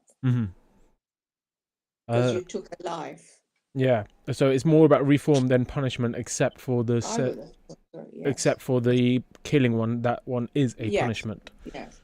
Interesting. And it's a warning to others. I mean, all punishment is, in a way, it's a warning to others, as well as the fact that you pay for it in this life, for something which you did, so then you don't have to pay for it in the next afterwards. Yes. Yeah, no, it makes sense. Cool. I think I had a few more questions. How much time do you have with me today? I don't want to keep you if you're busy. Well, I can go on up to 10 o'clock. Up to 10? Oh, wow, that's amazing. 45 minutes. Yeah, that's great. Yeah. So, okay, so if anybody else likes to ask questions, I don't see anybody else, I can't see even their comments. But if anybody else wants to ask questions, I'm quite happy to hear it. I don't know if I'll be able to answer. Some of these questions I'm about to ask you are from one of the viewers. She sent me an email with all the questions that she had, so I was going to go through some of those, but I'll also check the chat. I don't think there is anything in the chat, but I'll just make sure. Guys, if you've got any questions for Nagar in regards to this, please drop the question, but put an emoji at the beginning. Put an emoji of a dove. Do a white dove and then put your question in, and then that way I'll be able to pick it out very quickly in the chat. I've got one question here from one of the viewers. He says, can you ask the lady if people who join the Baha'i faith can actually leave or denounce? Oh, I already asked this question. Sorry, that's around the apostasy situation. Yeah, so I already asked that.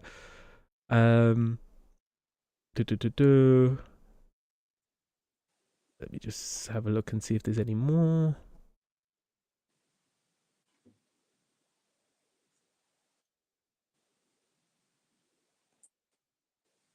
Okay, no, I don't see any other questions there.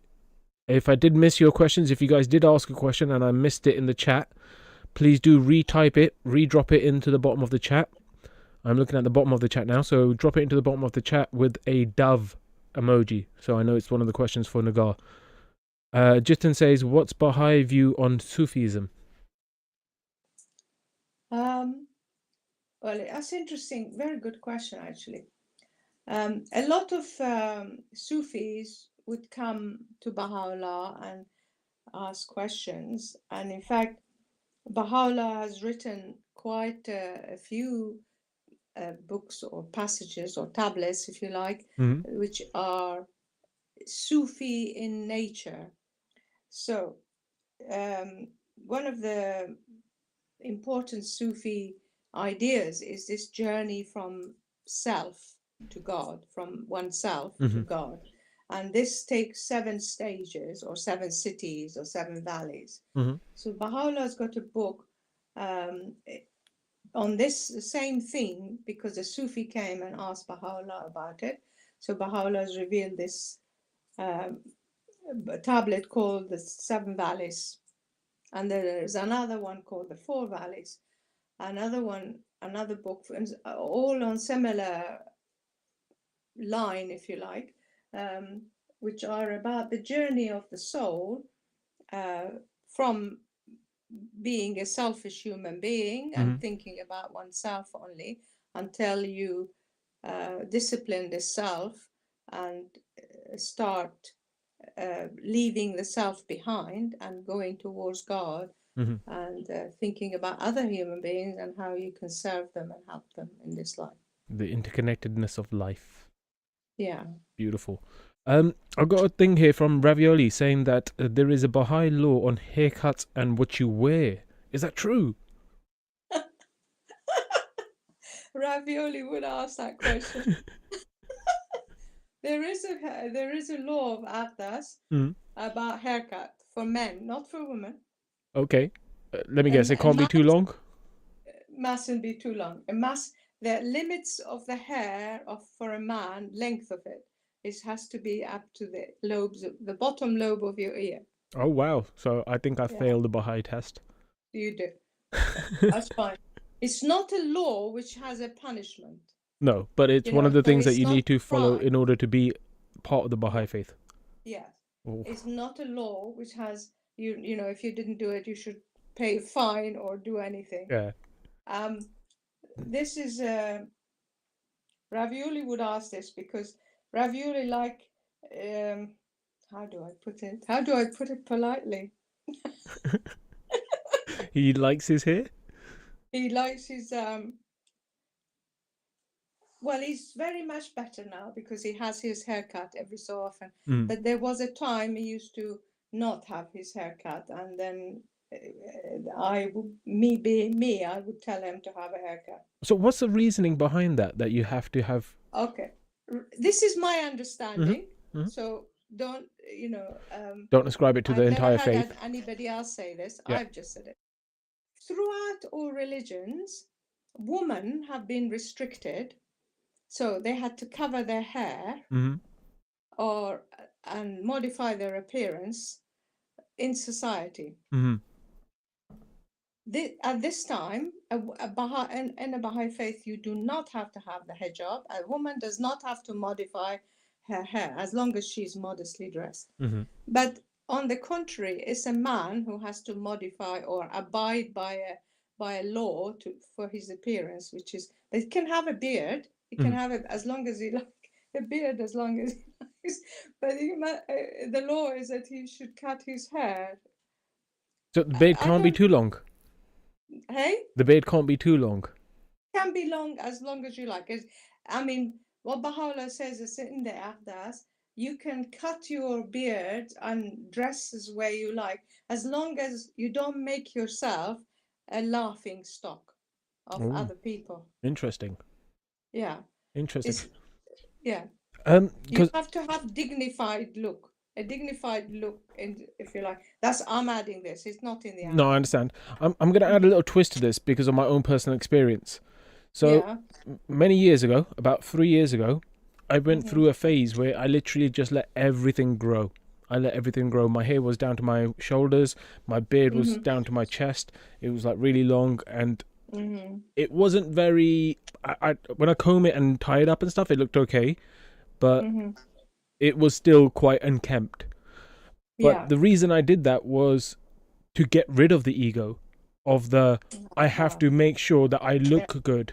I have to make sure that my appearance is nice. I care so much about my own appearance that I have to constantly maintain it.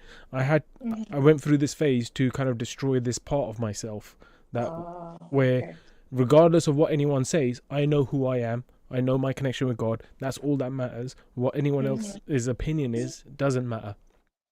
Does it make sense? Yes, it makes complete sense. Yes, it does make complete sense.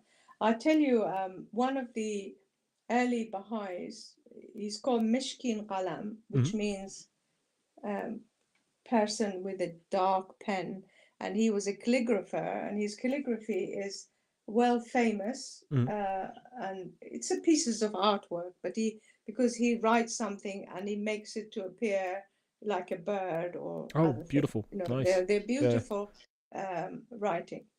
He was a Sufi before he became Baha'i, and he had a very long beard. In fact, if you see pictures of him online, if you look him up, it comes up down to his waist, his beard. Nice. Yes, really nice long beard. And he was apparently quite in character. He was quite mischievous, and he would make jokes and say things. And his hair was long as well, not just his beard. He had long hair as well. Okay, so this is before the laws came into place then. Yes, probably because the Kitab al-Aqdas was revealed when Baha'u'llah was in Akka. So this might have been before that. Yeah. So, sorry, just to divert back to the thingy question, the law question. So if I was living in, let's say that you managed to get a country that had the Baha'i laws, would that law apply to me in regards to the hair, or would it just be those who are of the Baha'i faith? Only applies to the people who are Baha'is. Beautiful, beautiful. Awesome. I've got a few more questions here. We've got quite a few questions coming for you now. Wonderful. Good. We've got a question from Simon asking, what happens in the next life? Okay. Baha'u'llah, I mean, it would be useful if, I would say it generally now, but it would actually be useful to find these passages, and you can share it online here, and then we could read it together. Okay, yeah. Baha'u'llah says, perhaps for another time, because I can't do it. I don't know how to do it. I could do it. Just say what you're about to say. So you want after, how do you put it? About the soul. And if you look in the gleanings and writings of Baha'u'llah and the gleanings, and find the passages which are about the soul. So Baha'u'llah says it's a mystery, and there is a wisdom in not making it known to man now, for us not to know what happens after death, because if we knew, we wouldn't want to live this life. We would the order of this world will be disturbed because people were rushing there to die. So the fact that it's hidden from us, there is a wisdom in it. And the whole point of this life, as I said last time, is for us to develop all these characteristics, all these virtues which we need as a way of functioning in the next world. So what happens in the next world is a mystery, and the Baha'u'llah tells us that it's almost like as if we will be given a different body, not this body, which we would carry on and live in that life. Similar to the Christian belief. Similar to the Christian belief, they believe in some special body that you get afterwards. Yes. So, and different. The more we have developed in this world, the nearer we will be to the source of light, if you like. because our will will be submerged in the will of God, and we will do His bidding more fully as He needs. And the way I understand it, would have function. We have things to do there as well. But how it takes place and what happens, because as I said, Baha'u'llah says that all the arts and sciences which are in this world are actually inspired to us by pure souls which are in the other world. Have you found it? No, I tried to look for it. I'd use the word soul, and it had like 19 references to soul, but none of them were in regards none of them the ones you are. But it's okay. It's okay. So I had a question in regards to that. Well, not a question. I got a statement.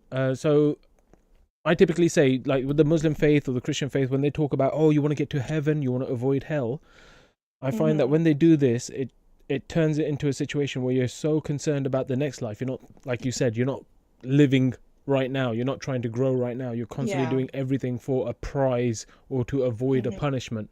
But do you have an equivalent to hell? No. No equivalent to hell. No equivalent to hell. So they're different stages or different levels of heaven, if you like. Okay. So you are in different stages to nearness to the source of the light. So the less you have developed in this world, the further you will be from the source of the light. That's all. Awesome. So, but if people pray for you in this world, you can elevate, you can rise. Interesting. That's probably why the Muslims are always trying to pray for Muhammad and peace on them. Yeah. Thank you very much for that, answering that. I hope that answered that question for you, Simon. Next life, there is heaven. There's 7 levels of heaven. You want to be closer to God, not further away from God, but you need to do the work here on yourself and live life with truth, love, compassion, contentment, humility. That's my thing, not Baha'i thing, but yeah, that's the way I would say do it. But is there a particular, like, I say truth? Can you see my screen, by the way? Can you see me on screen? No. Okay. I have a sign. I see you on screen, but I don't see anything else. Yeah, on my screen, there should be like a pink writing. Do you see that? Yeah, truth, love, compassion, contentment, humanity. Humility. Humility, is Yeah. that right? Yeah. There is some kind of a light on it. Yeah, on sorry. It's the way my lighting is on the green screen. Okay. There we go. Okay. So yes, that's better now. I can see it better. Do you have something similar to that in regards to the Baha'i faith, in regards to what tools you're given to be better in this life?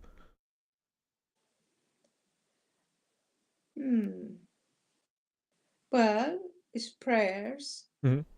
It's obedience to God and His laws.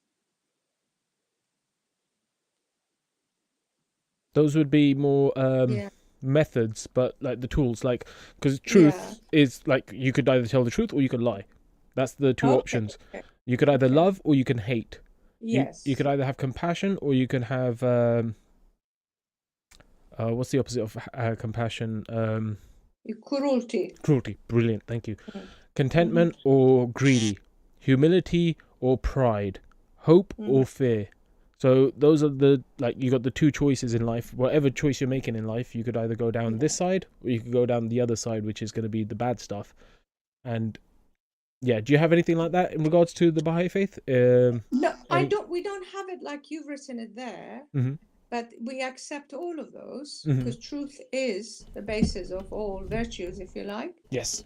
And you are constantly told as a Baha'i, mustn't even get negative thoughts about other people. You constantly, if a negative thought comes in, you have to you can combat it by a positive thought or relying. So those are the tools. The tools is the tools of the mind of focused attention. Yes. Beautiful. Okay. Compassion, you have to be compassionate to other human beings and animals because they have feelings, obviously. Do animals have souls? That's another subject which Baha'is or Abdul Baha talks about extensively. Mm. We accept that there are different levels of soul. So like Awesome. even a stone has a soul, if you like, Mhm. but that's a soul of a material soul. Mhm. And then you have plant soul, and then animal soul, and then you have human soul. Human being So the they're highest. all levels of existence, Mhm. at different levels. No, awesome. I love it. Thank you. We got a question from Alfie Betty Spaghetti. He says, Hey? "Is this a works-based religion?" And also, I think I Works-based heard, religion. yeah, works-based. Works-based is so like Christians say that all you need to do is believe in Jesus Mhm. Christ dying for your sins, and that's it. Uh-huh. So they say that all you need to do is believe in this one thing, and that's it. Mhm. You're part of the religion, and God will save Yeah. you. Whereas Mhm. he's saying, is it works-based, meaning that it doesn't matter what you believe, you have to work on yourself in order to get salvation. Okay. Mhm. The thing with the Baha'i faith, and this comes in the very first passage in the Kitab-i Aqdas, you have to have both. One without the other is not acceptable. So you have to have the belief, but belief on its own is not enough. Mm. So you believe in Baha'u'llah, but you have to put his instructions or his into action in this life. You have to live by them. So and Baha'u'llah says himself, one without the other is no good. You Yeah. have to have them both. No, I agree. So it's like the faith or the belief is the roots, and then the good actions and the good things you're doing is like the fruits. It's not actually that you're trying to do good things to show off. It's that it comes naturally from the belief rather than, oh, I have to do this to be a good Baha'i. It's, no, I want to do this. Is that correct? Mhm. Yeah, yeah, Perfect. yeah, Perfect. yeah, exactly. It's not for appearances. Yes. Appearances, it's for your own understanding. Another thing. I mean, this is rife in society. Backbiting is one of the, if you like, one of the no-nos of the Baha'i faith. You mustn't backbite. You mustn't talk negatively about somebody behind their back. But that's something which goes on in society all the time. It does. And it's very difficult not to do it because, it's even hearing it is wrong to do, and you have to try to avoid it. But No, it's something I struggle with. It's the finding that balance, because sometimes you're like, I'm not talking bad about them. I'm just saying what happened. But at the same time, it is making them look bad. So I'm like, where do I stand? Where do I stand? Yeah, backbiting is... Yeah. But I do know that there's a lot more people out there that do it more unconsciously, where they just naturally it becomes a habit. Correct, yeah. And if you're within a community which everybody does it, it It's brings accepted. It's all people good. together. You know, Yeah. think, oh, we're all against this other person who we don't like because they so it's okay to backbite about them within this circle of friends. Yeah. But so- it doesn't become like a circle of friends. It becomes like a clique where it's the Yes. mean kids taking... That's right. It's not a good thing to do. Okay, so next question I've got for you is from Ravioli. He says, what do Baha'is think of Sufis? Well, absolutely. I don't know how to put it. Ravioli. What are you asking? Well, I have to have a talk with them tomorrow morning. Are Sufis like generally accepted? If someone was to say... Yes, of course they are accepted. No, they are absolutely. I mean, all humans are accepted. Baha'u'llah says we are all, sorry, now let me get the phrase right. The world is but one country and mankind is citizen. And out of the mankind which live on this planet, there are Sufis. So they're part of this planet. They are part of our human race. So yeah, absolutely accepted. And they don't do anything that's contradictory to the Baha'i faith or anything? There's nothing that they're doing that you're like, ooh. Well, if they do, they're not Baha'i. So, I mean, they're within their right to do what they like. I mean, you have no live opinions their on own life. And anybody with any kind of belief or no belief, they are accepted as friends by Baha'is. You don't shun anybody. What about a Sunni Muslim who believes that it's okay to kill someone who leaves the faith? Well, if you Would you just can, go, okay, talk we to accept them. that as their faith, or would you say no, that's wrong? Well, if they are in London and Mm-hmm. believe that, Mm-hmm. but you know that they cannot put it into action. Correct. Yeah. So you show them compassion because they obviously got some a problem within, psychological problem, or they faced difficulties in the past or their childhood, so they feel like this. Mm. So you show them compassion, basically, But what if and show them. But what if it's someone from a Islamic country? What if there is an Islamic country out there that does apostasy laws? Would the Okay, Baha'i so faith I'll be tell like, you it's this okay, or because is it a fight against the oppression, fight against Okay. injustice? Because this is what's happening in Iran. The Baha'is, because they are Baha'is, they've just arrested another woman Mm. today, this morning, and put her in prison. Because they are Baha'is, they are arrested and put in prison. Mhm. Now, Baha'is don't retaliate by picking up arms and fighting the Persian government. Mm-hmm. The only thing they do is they take their case to court, to the Human Rights Commission. Mhm. They write letters, they put it in newspapers, they protest about their injustice that they are facing. But they and they take it, whatever authority in the world there is, they take it to them. Mhm. They put it in newspapers, they tell people about it, but they don't physically lift up arms and combat it. For Interesting. instance, Mhm. one very important thing which happened in Iran, because education is very important thing for Baha'is. You're supposed to educate your children. Mm-hmm. The government of Iran deprived all Baha'is from going to university. So as soon as you put in the form you're a Baha'i, you could not enter university. Oh wow, that's mean. Yeah, yeah. That's unnecessary. Yeah. And more than that, children were humiliated in secondary schools, made to stand up, and and Picked the on other because they were students Baha'i. Mhm. told to tell them off or say things against them and all this kind of stuff. Things happened in Iran. Mhm. But so what do?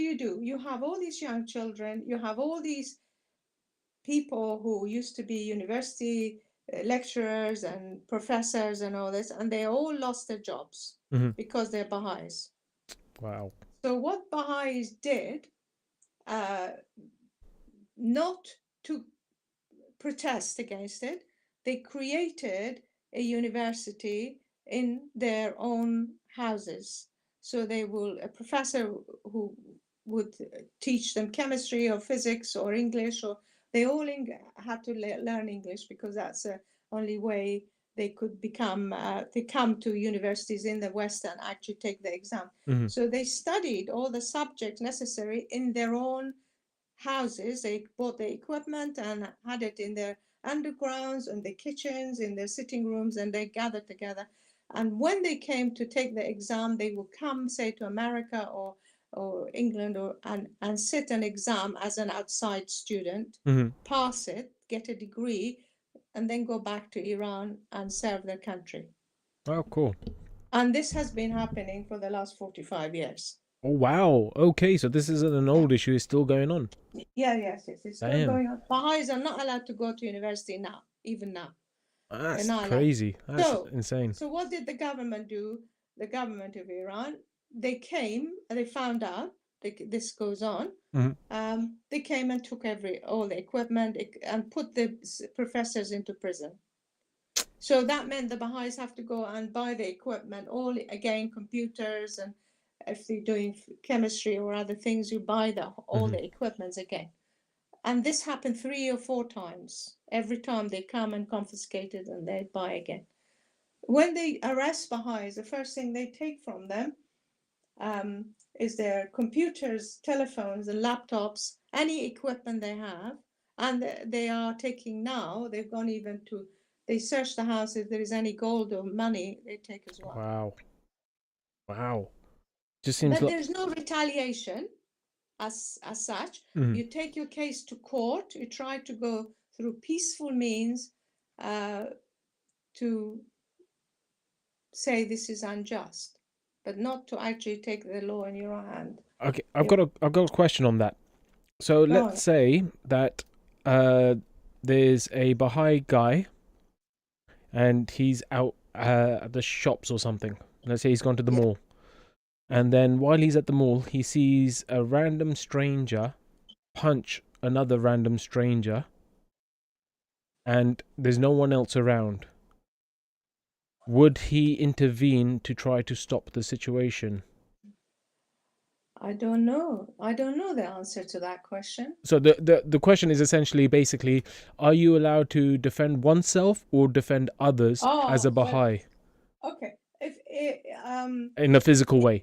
I understand the whole legal aspect that you're talking about, but I'm saying in a physical altercation, are they allowed to defend themselves or others? Okay. The idea is, and Abdul Baha says so, if you see somebody else hurting somebody else, then you would defend the oppressed. You try to defend them. But if somebody comes to you and tries to kill you, well, if you can, you run away so that they don't kill you or hurt you. But if you cannot, then you accept it. What? You accept to be killed. Really? No defending of yourself? Well, how do you defend yourself? If that other person, as I said, you run away. If you know they're coming for you, you go and hide somewhere, or you run away and avoid the situation. But if they come and arrest you and take you to jail and they're going to kill you, what can you do? Okay, no, the arresting, jail, that's more like a corrupt government trying to do something. That's a separate situation. I understand that that one would be a bit more different. But I'm saying, for example, random guy on the street comes up to you with a knife. Yeah. You could run away, but you don't see the knife, or you don't see him until he's right next to you and he's trying to swing at you. Would you try to defend yourself, punch him? Well, how do you defend yourself? Do you defend yourself by killing him? No, defending wouldn't be about killing him. It would be about disarming him and eliminating the threat. Eliminating the threat doesn't mean eliminating the person. It just means subduing the situation. Of course. So that's all good. If you can eliminate the gun or the knife, yes, of course you try to do that. You're helping him really, because either it's stopping him from committing a crime because Exactly. he can go to jail for. Exactly. So, yeah. Yeah. Awesome. Thank you. Sorry, it was just a question I had on my mind because of the. No, absolutely fine. Ravioli says Baha'is view on the next life we kind of covered already. It's not that important. It's Actually, more about I this life. found one passage. Oh, lovely. Go It's for it. in the Gleanings. It's section LXXX 2Is, which is L is 50, so that's 82, section 82, if you could find it. I don't know, because I found it online. I don't have page numbers. So you said 2 X's and 2 I's? 3 X's, L, and 3 X's and 2 I's. 3 X's, 2 I's. Okay, that which thou hast heard concerning about Abraham? No, thou hast asked me concerning the nature of the soul. This is from the Gleanings. Nature of the soul. Yeah, I'm on the thingy as well, but let me just type in nature of the souls. That should. Thou hast asked me concerning the nature of the soul. Oh, okay. Apparently this version I have hasn't got that on there, so I'm looking at the wrong version, I think, or some other. Yeah. But it's okay. Well, you look up in the Gleanings. You have to look up in the search within the Gleanings. Yeah, this is the Gleanings from the writings of Baha'i, and it's got the XXVs and the XXIs, but yeah, I can't find that phrase. But it's okay. You okay to read that? Or Yeah, okay. I'll read it. Perfect, thank you. And if Ravioli finds it, Ravioli, can you find it and email it to or message it to Demand. Yep. Daman? That'd be great, thank you. I'll drop my emails in the chat. Thou hast asked me concerning the nature of the soul. Know verily that the soul is the sign of God, a heavenly gem, whose reality the most learned of men have failed to grasp, and whose mystery no mind, however acute, can ever hope to unravel. It is the first among all created things to declare the excellence of its Creator, the first to recognize His glory, to cleave to His truth, and to bow down in adoration before Him. If it be faithful to God, it will reflect His light and will eventually return unto Him. If it fail, however, in its allegiance to its Creator, it will become a victim of self and passion, and will in the end sink in their depths.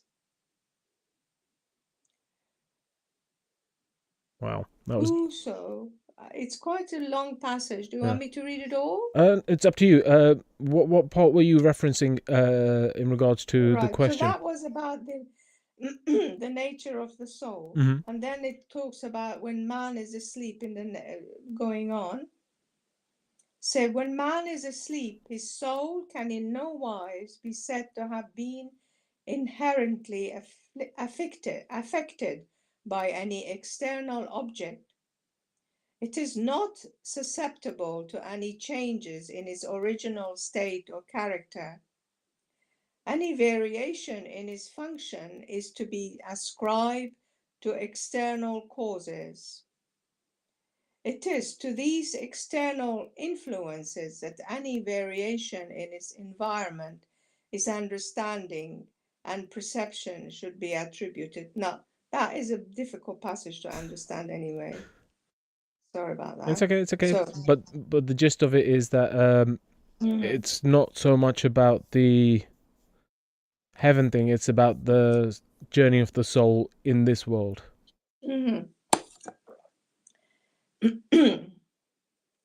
Okay, and then again it says, so verily I say, a human soul is in its essence one of the signs of God, a mystery among his mysteries. Mhm. It is one of the mighty signs of the Almighty, the harbinger that proclaimeth the reality of all the worlds of God. Within it lieth concealed that which the world is now utterly incapable of apprehending. Ponder in thy heart the revelation of the soul of God that pervadeth all his laws, and contrast it with the base and appetitive nature that hath rebelled against him, that forbiddeth men to turn unto the Lord of names, and impelleth them to walk after their lust and wickedness. Such a soul hath in truth wandered far in the path of error.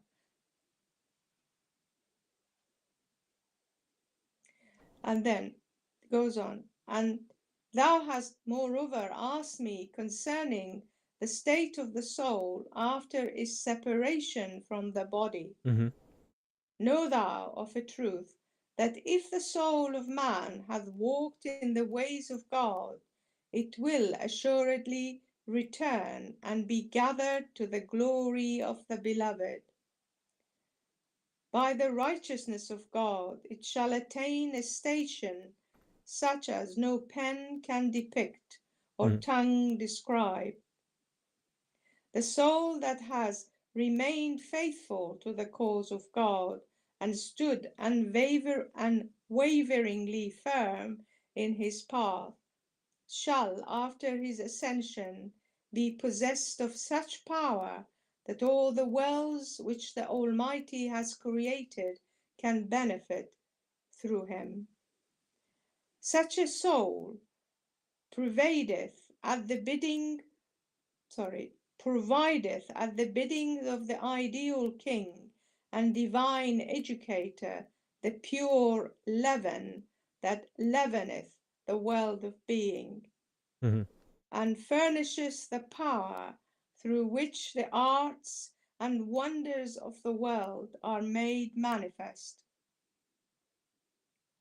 Consider how meal needeth leaven to be leavened with.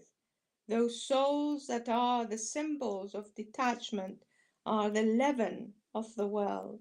Meditate on this and be of the thankful. Awesome. Awesome. Wow, there's a lot to unpack there. The first thing that came to my mind was something about someone leading astray. It made me think, do you have like a devil person in the Baha'i faith? No, there No, isn't. There but- is an evil whisperer, and that's your lower self, if you like. Perfect. within Yeah, something yourself. within everyone. It's not some Yes. external being that There you're is gonna blame no- for everything. No, yeah. Yeah. I mean, whenever devil is mentioned, Yeah. or Satan is mentioned, that is what is meant. Mhm. And even in the Quran it is clear if you read the Quran properly and ponder it, because it says so. It goes whis in your ears, in Yeah. your heart. Yeah. This is the devil, but it's not an external force. It's your own evil thoughts, if you like, or your own. It's things which we need to protect our life in this world, like we have to self-preserve our bodies, if you like. Mhm. But then it goes to extreme. Yes. So it becomes greed. Mhm. You want more and more and more, and it is not necessary. Yeah. And Or- that is where it goes wrong. Yeah, beautiful. I like the way this is sounding. Got another question here for you from Just the Truth. He says there is lots of conversation and movements regarding pro-gender equality. Does the Baha'i faith complement this, or is the position divergent? Meaning, do you need me to break that down for you, or do you understand that? Pro-gender, what does the word pro-gender means? It means pro-gender equality, meaning men and women are equal, which I think Oh. we touched on a previous conversation. You said Yes. men and women are equal, but I'll allow you to Yes. elaborate that on a little bit further for Just the Truth. Men and women are equal, Mm. yes, in many things. So, in fact, Abdul Baha says if you have enough money to educate either your daughter or your son, you educate your daughter, because she is going to be the future mother, and through her and many generations will be educated. So it's just to emphasize the fact that women are so important in society because they are the mothers of the Mhm. future. Mhm. But men and women are equal. They are equally elected. They can equally elect. They can equally be chairmen or any position in the Baha'i faith. Mhm.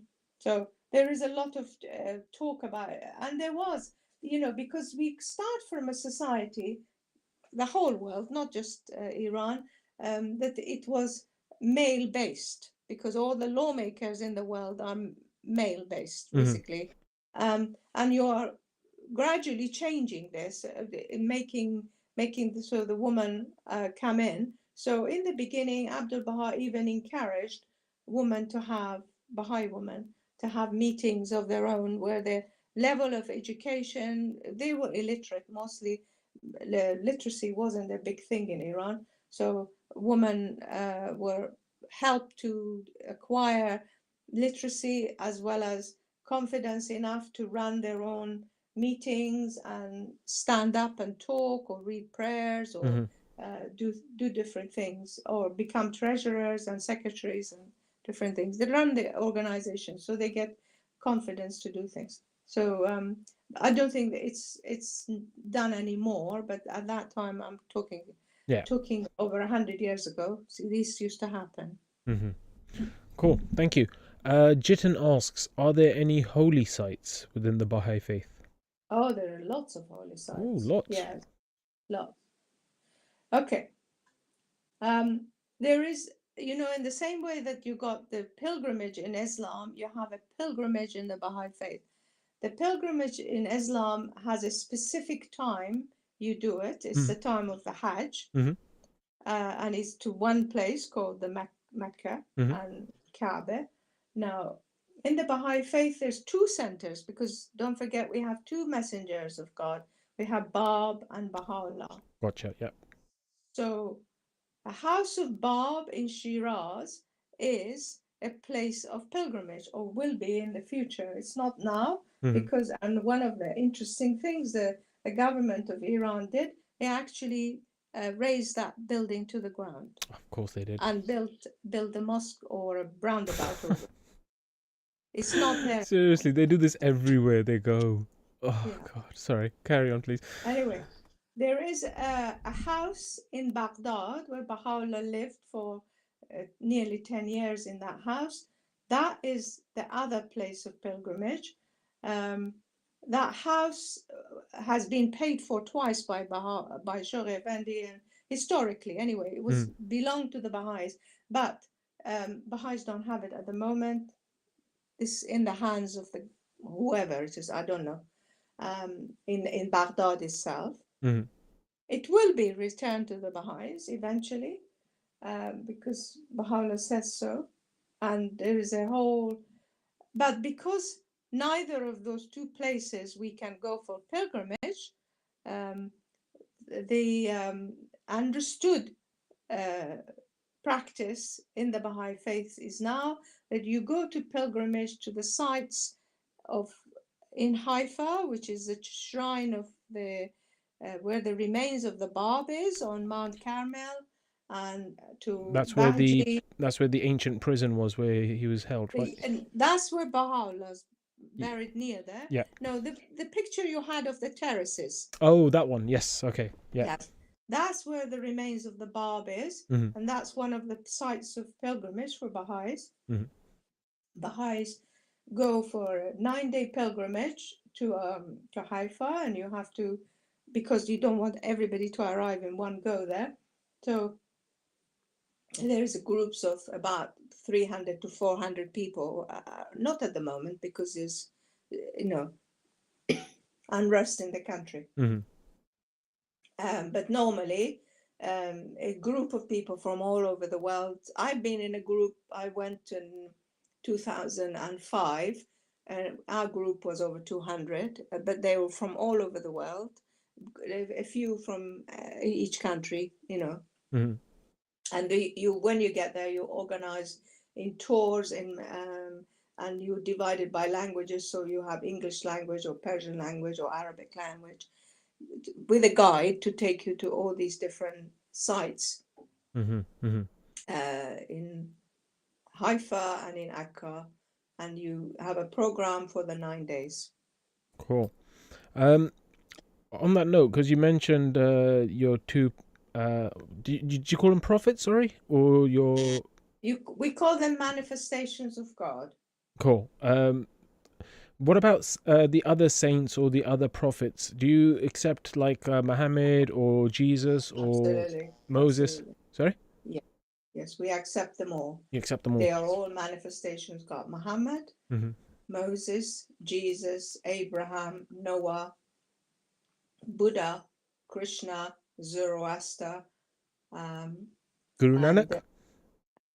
I don't know who he is. Sorry. It's okay. It's okay. It's a Sikh faith. It's a Sikh faith. Okay. It's only Okay. 300 years So, old. 350 years old. So Okay. Okay. yeah. It's, No, he probably not mentioned by name, Mhm. but any holy ways of thinking, it's acceptable. As I said, we accept everybody anyway, Mhm. even if they don't believe in anything. They're No. just Awesome. Thank you again. Ravioli ask, is the human ego the devil or Satan? Oh yeah, that I already asked. I already asked that Yes. one. Ravioli. Yes. Good question though. And let's see if there's any more questions for you, because I do see the time. It is coming up to. Oh, it is now 10 o'clock. Oh, it so, is 10 o'clock now. Yeah, Yes. you did say you wanted to go, so I'm just looking for any last second questions. Nothing with the dove. Nothing with the dove. Nothing with the dove. Yep, that's all the questions from the chat at the moment. I appreciate you being here and spending all this time speaking about the Baha'i faith and answering all our silly questions. I appreciate it so much. No, it's no. It's pleasure. It's a Oh, pleasure. I'm glad you enjoyed it too.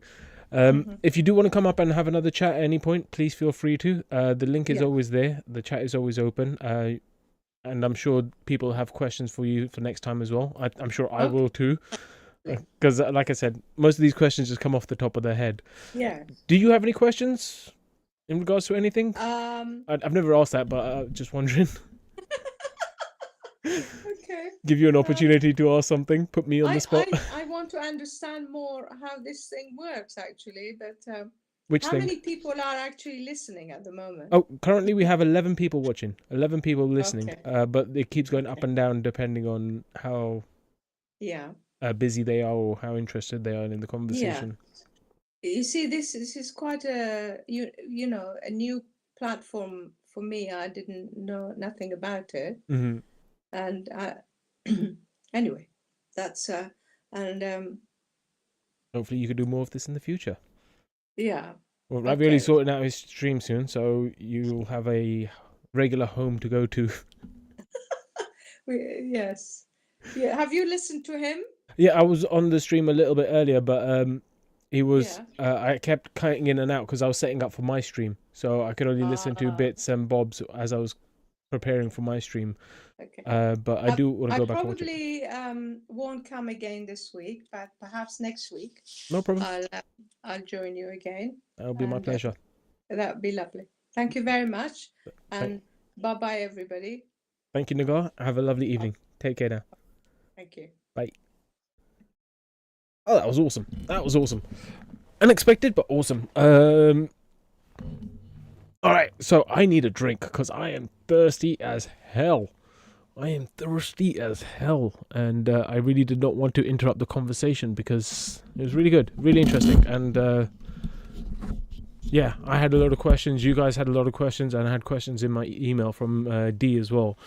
So D, I tried to go through as many as yours as I could, but obviously time permitting it is. So I'll have to save some of your questions for next time. If you still want to ask those, you might have already had some of them answered in this conversation today. But I'm going to go and have a drink, and I'll be back in a couple of minutes. So let's listen to some music. Let's listen to some beautiful music, if I do say so myself. And we will go with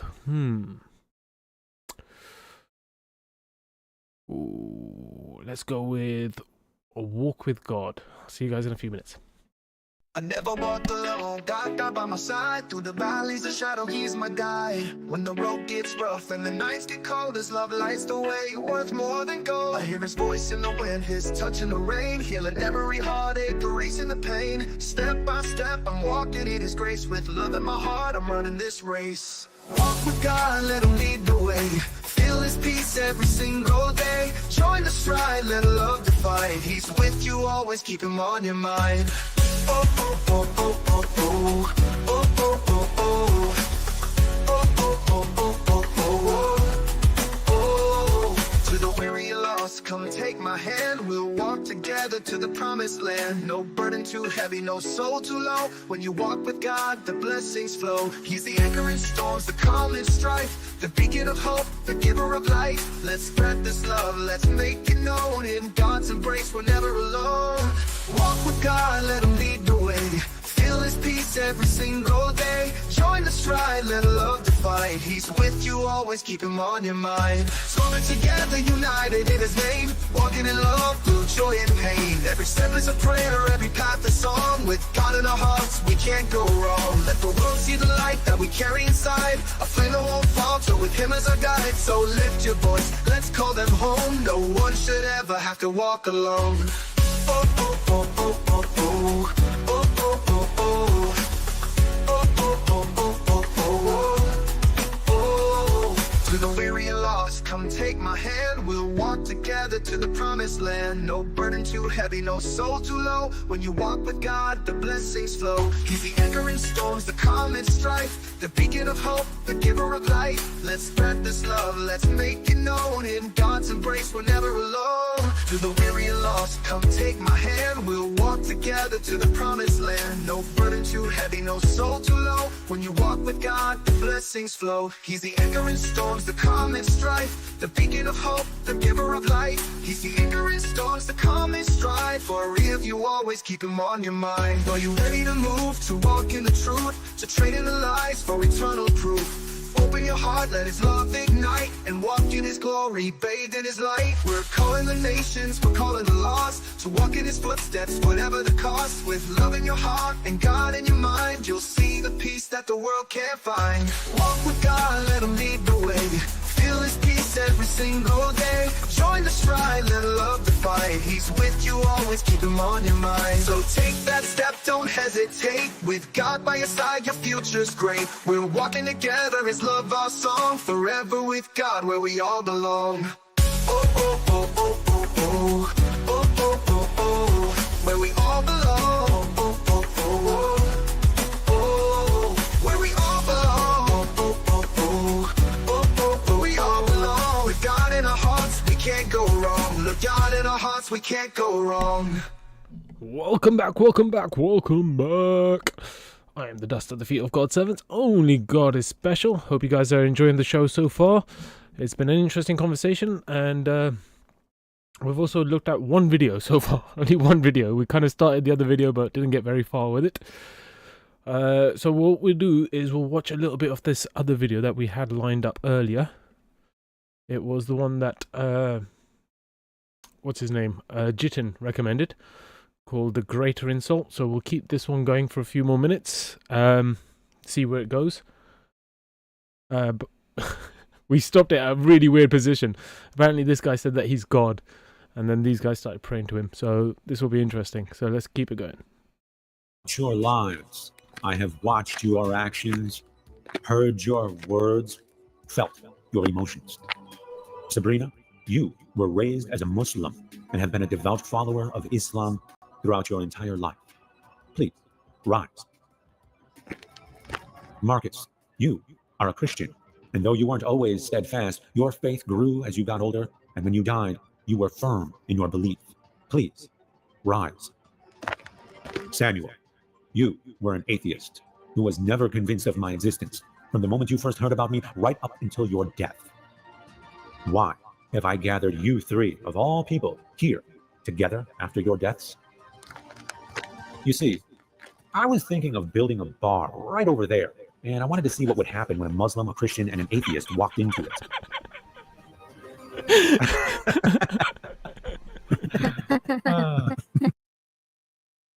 That was a funny ass joke, I'm not gonna lie. That was hilarious. I did not expect that. Oh god, that's brilliant. Oh, sorry, I had to take a moment just to appreciate that joke. That was good. Let's keep it going. Yeah, who wants to trade places with the atheist? You heard me. Look, your lives come with consequences, and you will be judged. But just this once, let us see if you're willing to trade places with this non-believer. Just step forward and raise your hand. Any takers? My first thought was food. My last thought was No, because they're selfish. They just wanted heaven. until it was gone. I see. Very well. Samuel, I like you. Be at peace. You two, on the other hand, oh boy, do I have some words for you two. Get up! That's your first problem. You think I want you kneeling before me? What's worse, that you think I'm a monster, or that you don't realize you think I'm a monster? Why would I want people worshiping me? Is that what you would want out of your lives? Do you prefer equal, loving relationships? Or for people to grovel before you with fear and reverence? Because let me tell you, that gets old really fast. Oh, he's spitting bars at the moment. He is spitting bars. Oh, good suggestion here, Jitin. I wasn't sure where he was going with this, but I'm glad I stuck with it. This is good. He's spitting bars. Every dictator who foolishly desired such power ended up being some of the loneliest people to ever live. Christians, Muslims, there's billions of you now, billions, and you have so much fear. God-fearing is an actual phrase now, and it's supposed to be a good thing. Is that what you think I want? Fear? Sabrina, Marcus, both of you actually believed that I send people to hell to be tortured. Tortured! Sabrina, why would you worship someone who tortures people? What choice did I have? You can choose to have integrity, and you can hope that your creator also has integrity. Oh, integrity and hope. Integrity and hope. Love it. This is awesome. This is so good. And if I'm an enlightened being, and why wouldn't I be, then should I not also have integrity? Or you can trust those who claim to speak for me. It seems you have done the latter. Marcus, why would you worship someone who tortures people? I just trusted that you would know it's just. God is good. God is love. Love? Since when does love have anything to do with inflicting agony for eternity? You refuse to take Sam's place because Sam... See, it's the irony. It's the irony. People don't think like this when they're like, oh, no, God is love. Okay, cool, God is love. Yeah, but he sends people to hell forever? Forever? To burn again and again? Okay, so what happened to God is love? This is the question I had for the Christian guys when I was at Speaker's Corner. It was like, oh, God can forgive you. You know, all you have to do is repent and believe in Jesus Christ, and then that's it, you're saved. I was like, okay, cool. Can the devil do that? No, he can't. Why can't he do it? Oh, no, he's condemned for hell forever. He's condemned to hell forever. That all loving God, all merciful, all forgiving, but not for those people. It doesn't make sense. Was an atheist. You believed Sam would go to hell, didn't you? And you trusted that sending Sam to hell would be justice. Sam merely didn't know that I exist. Should I feel insulted because of that? Should that offend me? I don't know. Sam didn't know either of you exist either. Do you feel insulted by that? No. Yet not only did both of you believe in me, but both of you thought I was a monster who sends people to be tortured forever and desires the eternal worship of everyone else. I find that incredibly insulting. You offend me. Why would I want to be around someone like you? Because we know better now. Do you? Yes. How are we supposed to know? Everyone around us believe these things. They were written thousands of years ago. Our churches, our friends, our families, our whole society believe these things. Samuel didn't. Even though... Oh, going with what other people say rather than using your own brain. Rather than thinking or trying to make a connection with God or having a relationship with God, you went and followed everyone else instead of using your own brain. Oh. Though he was alienated for it, he still didn't believe it. Throughout his life, he was the one who was called offensive and called out of line for not conforming, sort of like Jesus was. Yet it was the believers who offended me this whole time. It was... I'm not going to lie, it is a bit too far-fetched that the atheist was the perfect atheist. He was a good person and everything like that. Not saying that all atheists are bad people, but obviously, just like religious people, you get good religious people and bad religious people. You get good atheists and bad atheists too. So there could have been a chance that this was a good Muslim and a good Christian who did have that connection with him. But for the example, for the point that's being made, I think it was more poignant that the one who was saved was the atheist. But I don't think that is always going to be the case. Just so you atheists know. The believers who nailed Jesus to the cross. You think those holy books weren't written by people just like you? They ate, drank, and slept just like you. They had their ideas about what I'm like, and they projected themselves onto me, using me to justify their preferences just like you. They used me to claim that their opinions were objective truths, that their beliefs were knowledge. They didn't know where they ended, and I began. You worshipped the God of the imaginations of ancient people, who, not unlike the people of your time, used their ideas of God to spread their influence politically, culturally, and morally. You fell for it. Sabrina, you fell for it. Samuel did not. I can actually talk to Sam without all that baggage in the way. I can have a relationship with Sam. I can be on equal footing with Sam. What am I supposed to do with you two? Show us the truth. Teach the truth to offensive cowards? Have you not been irreparably damaged? Okay, God turning into this angry asshole all of a sudden, kind of, it's like, wait, so they were right to be afraid of him. He is going to punish him. You know, look how mean he's being. Look how mean he's being. He's not being the loving, compassionate God all of a sudden now, where he was teaching a second ago. Now he's like, no, motherfuckers. But I'm sure he'll turn this around and be nice to them in a second, hopefully. No. We're not afraid of you. Good. Now, we're getting somewhere. It was a test. Yeah, that was a really good recommendation there, Jin. Really appreciate that, bro. Really, really appreciate that. That was really good. I enjoyed watching that. Let me get to the chat. Where's the chat at? Where is the chat hiding?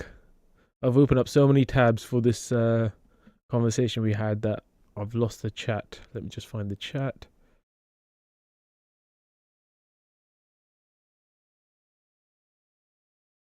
There we go.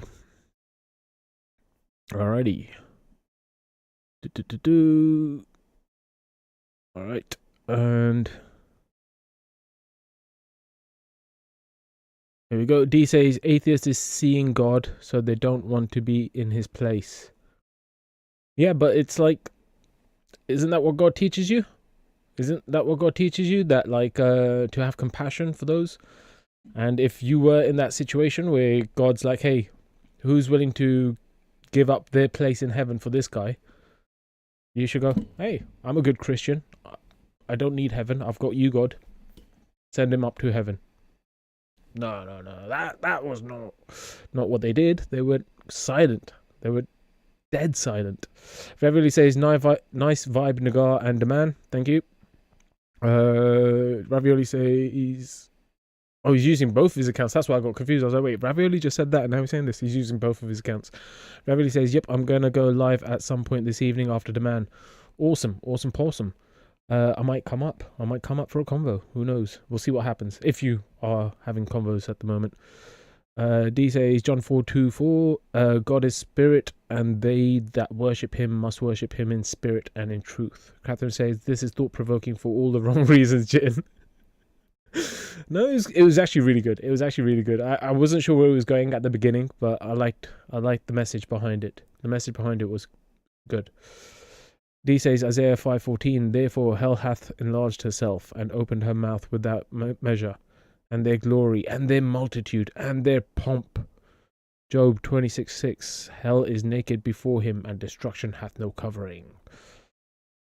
Justin Drew says, what's your topic of conversation, Ravioli? That's a good question. What are you going to be talking about, Ravi? Biblebot is mad. She's Biblebotting like crazy at the moment. Jitten pressed all the right buttons. Matthew 23:33, ye serpents, ye generation of vipers, how can ye escape the damnation of hell? Luke 10:15, and thou, Capernaum, which art exalted to heaven, shalt be thrust down to hell. Simon says, Kath, have you seen Skyworks? If you do, can you say hello from us all? Proverbs 15:11, hell and destruction are before the Lord, and how much more than the hearts of the children of men. Proverbs 27:20, hell and destruction are never full, so the eyes of the man are never satisfied. A little bit more from the Bible bot. Isaiah 55:7, let the wicked forsake his way, and the unrighteous man his thoughts, and let him return unto the Lord, and he will have mercy upon him, and to our God, for he will abundantly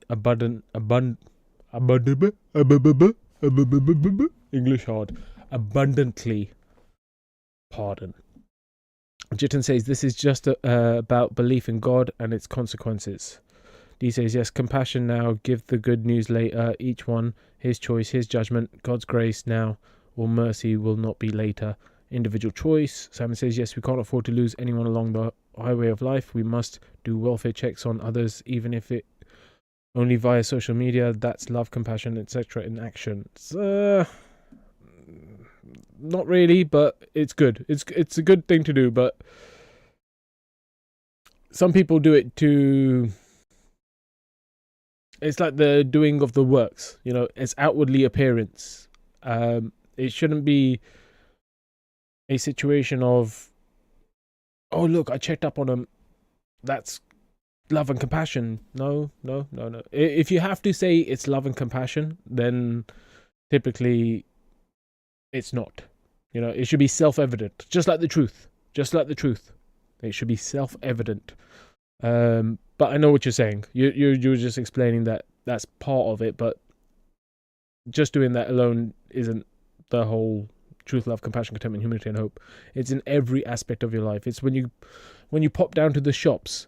If you see someone holding one item and you've got 10 items, you go, hey, you could go ahead of me, because you have that compassion. You're like, hey, if I was that person, I wouldn't want to wait for 10 minutes for this one person to do this thing. And you're just understanding that, hey, it's only going to take them a few seconds to scan that one item, pay, and get out of the way.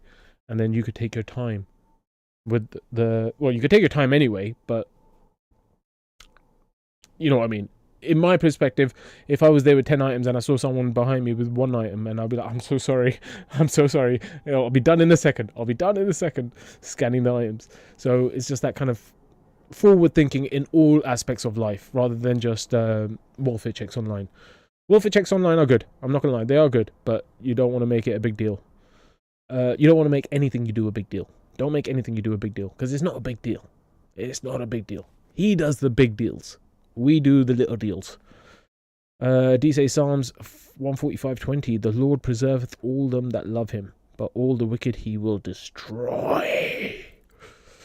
Psalms 112:10, the wicked shall see it and be grieved.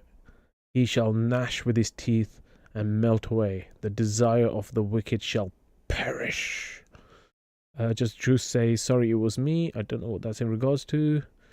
D says, love now, compel them to come in. The good news, Jesus is the only way, the truth, and the life. That's your perspective, that he's the only way. If you're talking about the man, if you're talking about God being the only way, that's true. Simon says, I haven't heard from anyone of my former churches in years. Yeah, I think that comes under what that guy, we watched a video yesterday, he was saying love bombing. He was saying the love bombing from churches, you know, when you go into a church and they're like, oh, we love you, and they don't really give a damn. They're just saying that to get you into the church. That does happen sometimes. But there are some people who are full of love, who do want to share love with people. So don't tar everyone with the same brush. Don't tar every church with the same brush. Simon says, I haven't heard from anyone of my... Oh, I've read that one. D says, Luke 14:23. Why is my phone buzzing so much? Sorry, my phone never buzzes this much. It's like no one ever wants to talk to me. Why is it buzzing so much? D says, Luke 14:23, and the Lord said unto the servant, go out into the highways and hedges, and compel them to come in, that my house may be filled. Simon says, not a phone call, nothing. That's a BS lip service to me of their faith. Yes, that just shows that, once again, it's like I'm saying, it's not about outwardly showing that, hey, look, I've got love and compassion and contentment. No, you just do it naturally. It should come naturally, and it should be self-evident. And as you could tell from your experience, for you, it's self-evident that for them it was a show. So this is what I'm saying. Don't worry about the showmanship so much, or don't worry about saying this is this, this is that. Just try to go down the path of truth, love, compassion, contentment, humility, and hope. It's not going to be easy. It's not going to be easy. And that's when you know when you're doing it right. Okay? When you're in a really tough situation and you're like, oh, I really want to have a go at this person, or I really want to shout at them, or I really want to tell them what it really is, or I want to give a clap back, or whatever phrase you use. And you hold yourself and you go, no, wait, let me just think. Is what I'm going to say true? Is it coming from a place of love? Does it have any... Am I going to say it with compassion? Am I going to say it with any humility? Am I going to have any hope at the end of it? What's the hope at the end of it? Is it to hurt the person or to allow them to grow? that's when you're going to struggle with this. And that's when you know you're doing it right. Not when it's just like, oh, hey guys, how are you? Or when you walk into a church and everyone's like, hey, welcome to the church. That's not the time where you can show any of these fruits. It's in the hardest times possible. It's when you are really being tested that these fruits will be seen. Ravioli says that's Nagar's fasting link. Ravioli, you could not put the link there because you are not a mod. Let me just add you as a moderator, and then you can add all the links you want. But you could only do it on the one with the purple R. The purple R is the only one you could do it on. That one's got the permissions for links. The Biblebot is saying Matthew 22:9, go ye therefore into the highways, and as many as ye shall find, bid to the marriage. Matthew 22:10, so those servants went out into the highways and gathered together as many as they found, both bad and good, and the wedding was furnished with guests.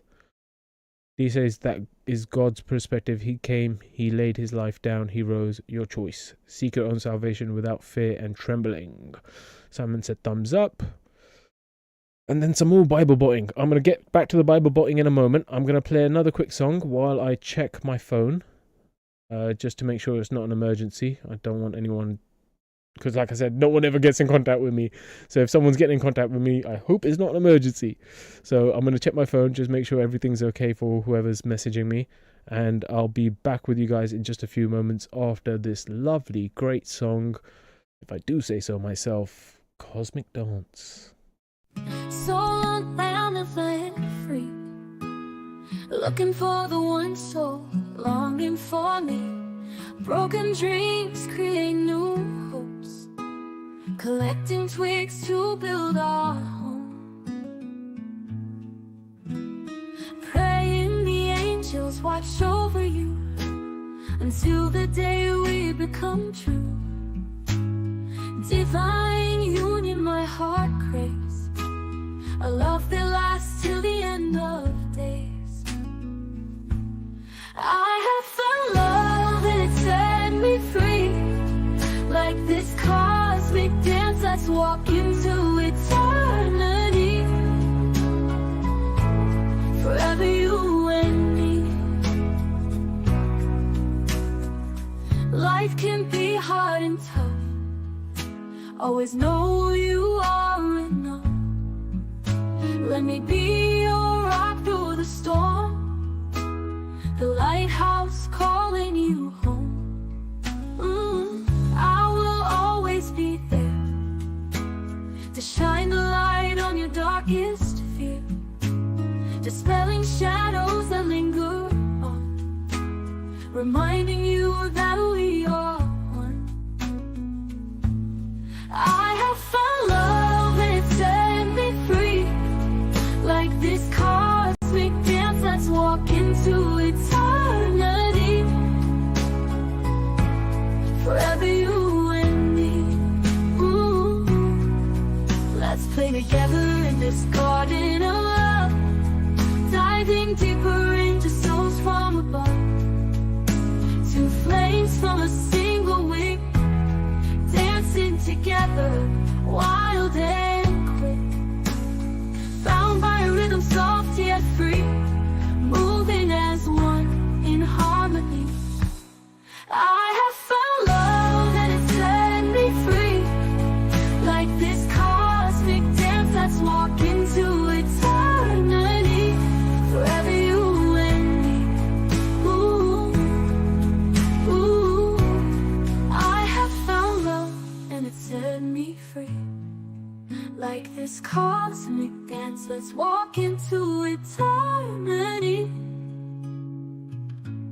Forever you and me.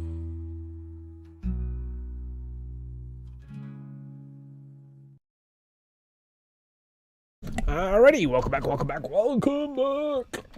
Yeah, it wasn't an emergency. Luckily, it wasn't an emergency. Oh, that's a bit high.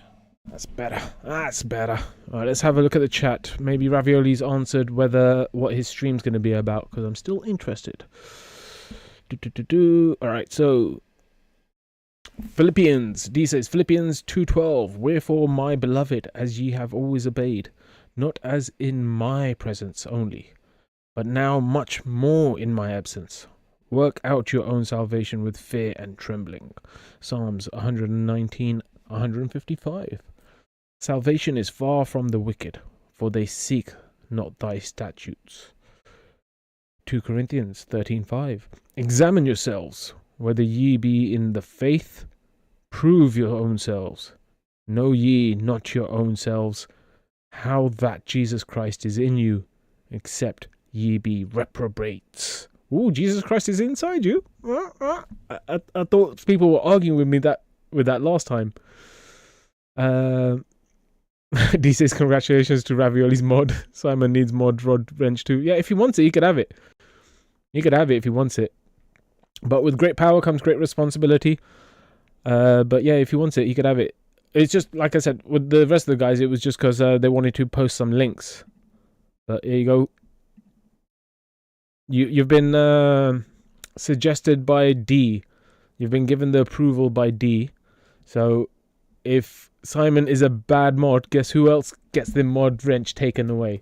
D. She signed it away. D says, awesome reading, Lamb Chop, filled with his spirit, comes inside you. God is not far from us. No, he's not. He's not far at all. He's ever pervading. He's all around us.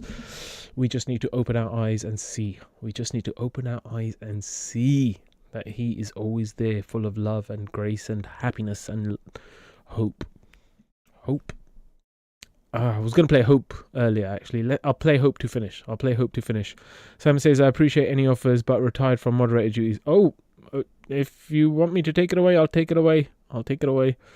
It's all good. I get it.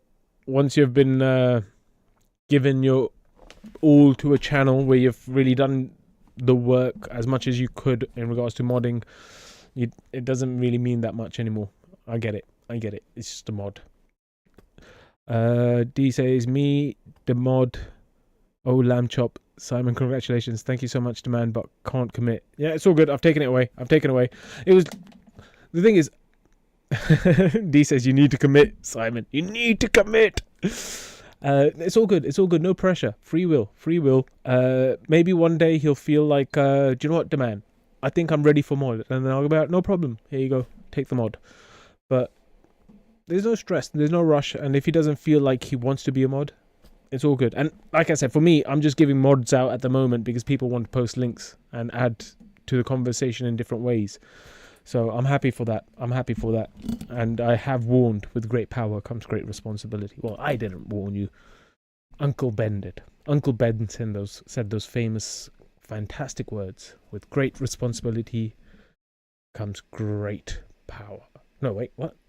No, with great power comes great responsibility. Catherine says, Simon, I thought you were a moderator on other channel. He was, or he still is. Simon said, you completely understand. Yeah, it's all good. It's all good, bro. It's all good.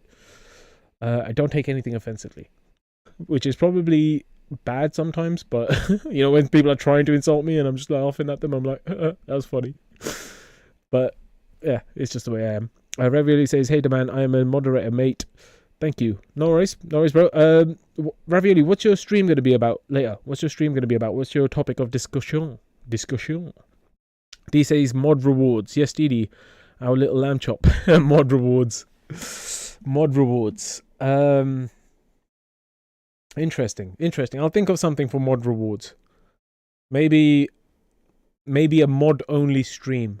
Maybe I'll do mod-only streams where I'll get all the mods' emails and I'll send you a special link which only you can watch as a mod. How about that? How's that for a reward?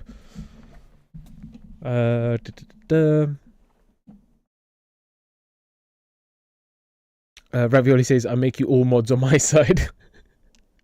Yeah, I did that once upon a time, Ravioli. I gave everyone mods and then everyone disappeared. Literally, I gave everyone mods, and then they all disappeared. And I was like, oh, where's everyone gone?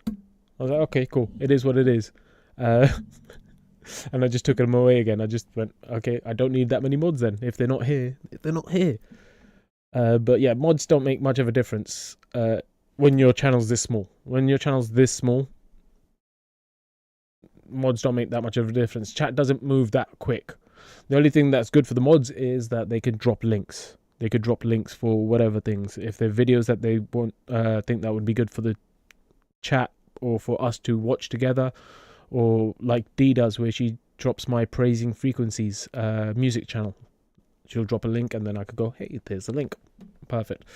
So yeah, it's just helping me out in that regard. But it's not really about cleaning up chat, because you guys are quite good in chat. You know, as much as I get flack for having a free speech platform, for having a chat where, you know, you guys can share your opinions and actually have conversations amongst yourselves, you guys do pretty well. You guys are pretty well behaved, and I like that. You know, I like the fact that you guys take that self-accountability, which is good. Which is good. Simon says, given it all other channels now happy to support new mods. Awesome. Ravioli says, Big Nose and Lieutenant, you can be mods as well on my channel, guys. But I got to learn more. We'll do that in the next few hours. Yeah, you'll learn as you go. You learn as you go, bro. You learn as you grow. You learn as you grow and you go. Yeah. D says, yes, with S'mores special link rewards.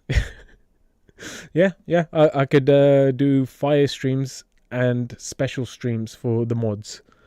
So I think everyone will try and get into the mod. D says, you trying to bring all back together, are you? Oh, to Ravioli. That'll be nice. That'll be nice. Simon says, Kath, please a mod demand. Yeah, I could mod Catherine if she wants it.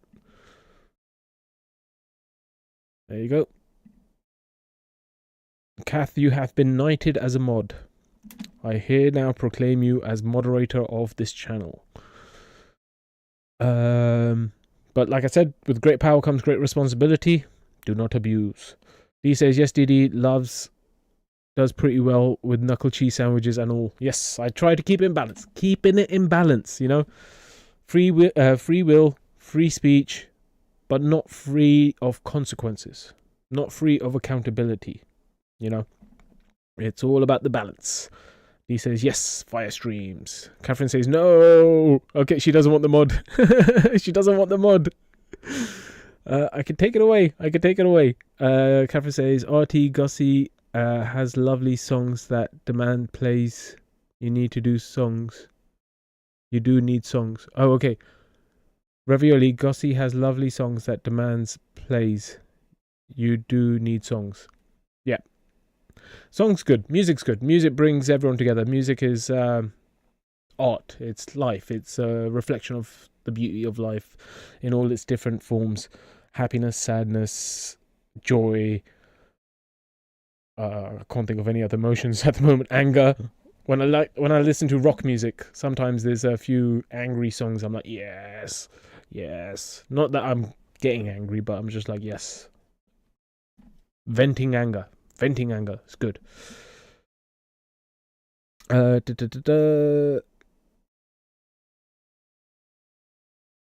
D says, precious mod.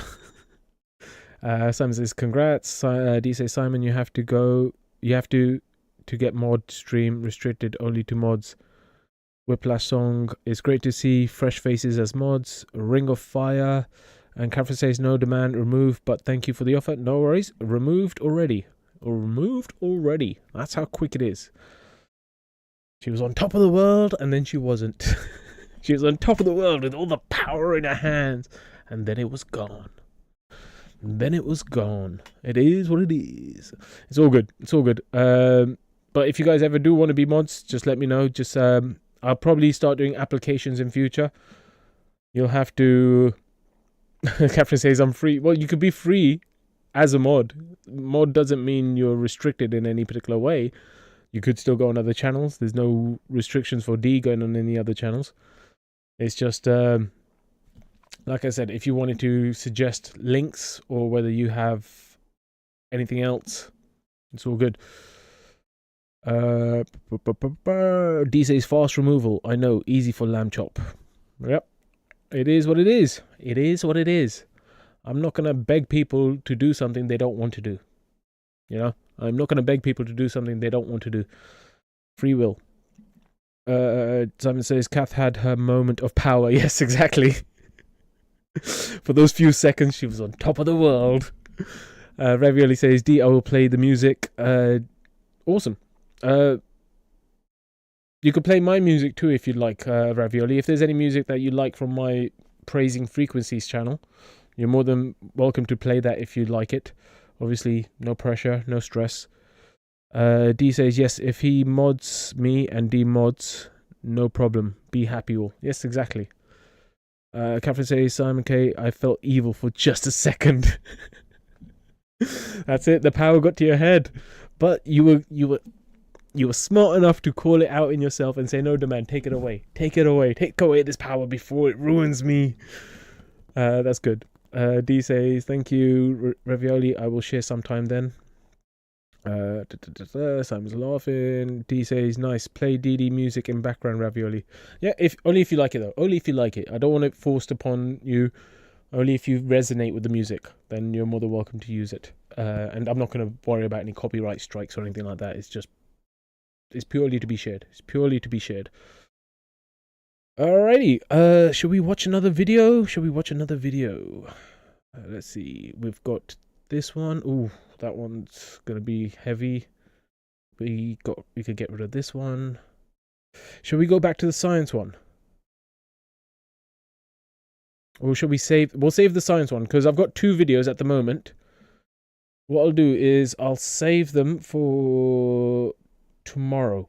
We'll do another one of these video streams tomorrow. So I've got 2 videos at the moment. I might add another one overnight. But yeah, we'll save the video reactions for later, for tomorrow. Cool. Ravioli, do you want to come up and have a chat about your stream? Do you want to come promote your stream or anything? Come tell us about what you're planning on doing on your stream, you know? Give yourself a bit of a shout out. So people know what to expect in future. Obviously not just the people in chat at the moment, but the people who watch later.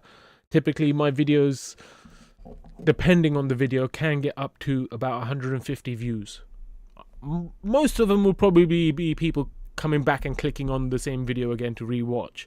But you never know.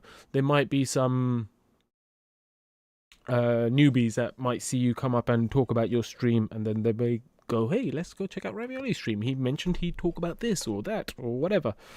Or they might like you talking on this stream and go, oh, do you know what? You seem nice. So yeah, if you want to come up, the link is there, guys. The link is there. If you want to come up and have a chat about your stream.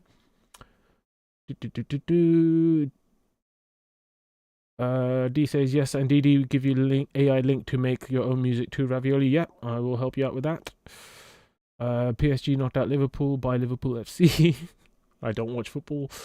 I like to play football rather than watch football. I don't like watching sports. I prefer playing sports. Catherine says, Simon, I wonder if that's why Gossy Bible bots. Lol. Ravioli says PSG won the penalty shootout. Oh, we're into penalties. Okay, what was this for? FA Cup? Champions League? What's the other one? FA Cup, Champions League, and the Premiership. That's the treble, right? Which one is this? What did they win? Was it Champions League? Grant, welcome to the channel, says, the big nose of London will crush you like a Michael Jackson nose chop. Okay, cool. He's more than welcome to try. He's more than welcome to try. And trust me, he has been trying. He has been trying. Both him and Lieutenant. If you go to Lieutenant's channel, she's got 3 videos on me, which is quite flattering, you know. 3 whole videos. Oh, do I say it or not? Do I say it or not? Do I say it or not? I'm going to say it. I'm going to say it. So, yeah. If you go to Lieutenant's channel, she's got 3 videos on me. If you go to Big Nose's channel, he's done a whole stream dedicated to me, and then another 2 or 3 streams dedicated to me. And then I was on their stream the other night. After I finished streaming, this was when we were watching their stream. You know, when we had the conversation about the things that they were saying on their stream about me and you guys. after I finished streaming, I went over there and I was just watching the end bit of this stream, and it was hilarious. It was hilarious because literally at the end, Big Nose said to Lieutenant, "Any last words?" And she said, "Oh, to the ninjas, to the watchers, to the commenters, to the lovers, to the haters." And I was like, "Bitch, you just stole my finishing line. You just stole my finishing line. How? You guys can't just take me out of your mind. That you actually have to take my goodbyes, you know? You have to take the way I say goodbye to everyone. And I typically try and mention everyone. The ninjas, the watchers, the haters, the lovers, the commenters, all of you.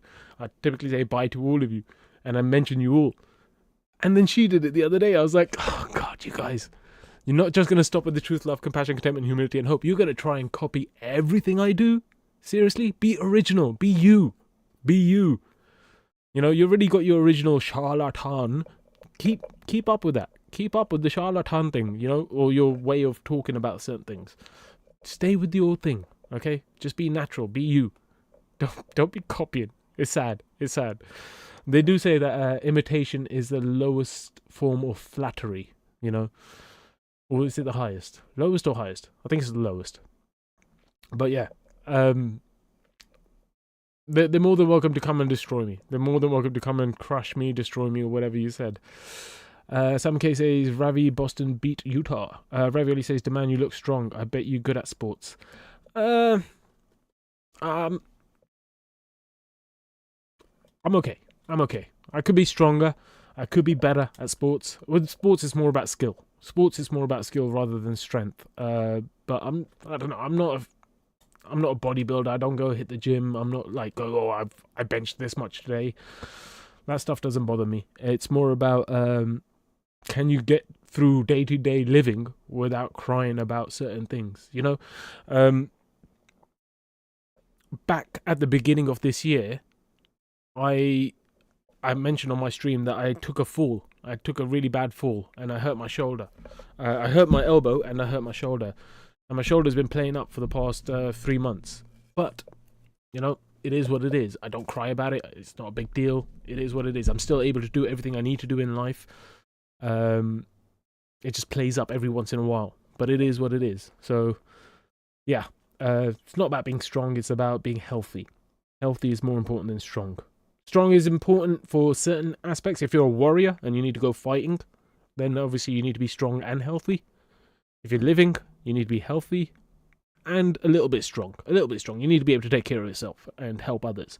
But you don't need to be like Arnold Schwarzenegger. Actually, this is actually a really good point. I was talking to a friend about this the other day, actually. You guys may have seen this guy. He's absolutely brilliant. I love watching a few of these videos and totally.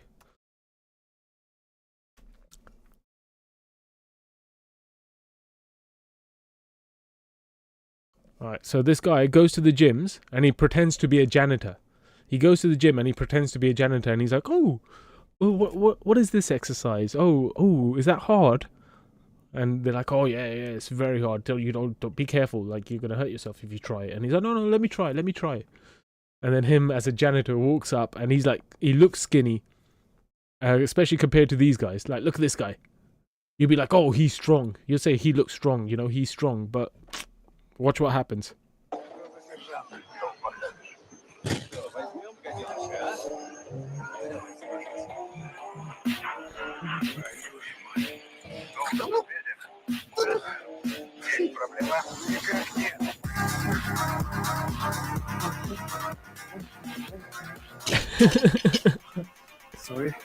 Sorry. I need just clean here. I will put it back. No worries. No worries. Huh? You mean there's a fake bar, the fake, no? No fake, bro. It's already bro. No. This was like, okay, no worries. I just put it back. That's what they said. Like, it feels like fake.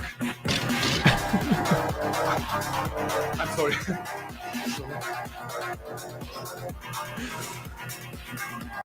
So, look at this guy's face. This guy's face, he cannot believe it. He cannot believe it. He's like, what? You're so small. Like, I've got big muscles and I struggled with that. How are you able to do it? Because it's conditioning. There's two ways to work out your body. You could work out your body in pumping it up and trying to get bigger and bigger muscles for show, or you could work on conditioning, which is just strengthening your muscles. So you're not getting them big, but they're getting stronger and stronger and stronger. So typically guys like this guy, they pump.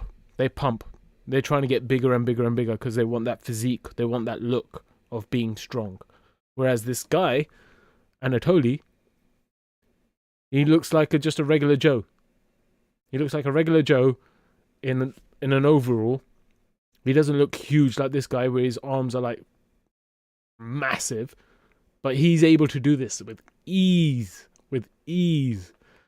So yeah, it's not all about the muscle size. It's not about the muscle size. It's about being strong, which is about having some kind of conditioning in your muscles.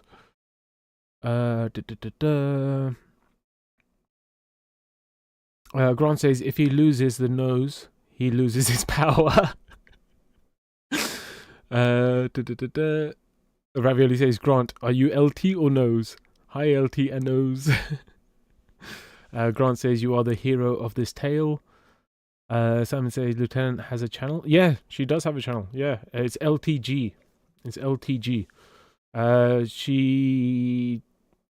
She's got 3 videos on me, I think.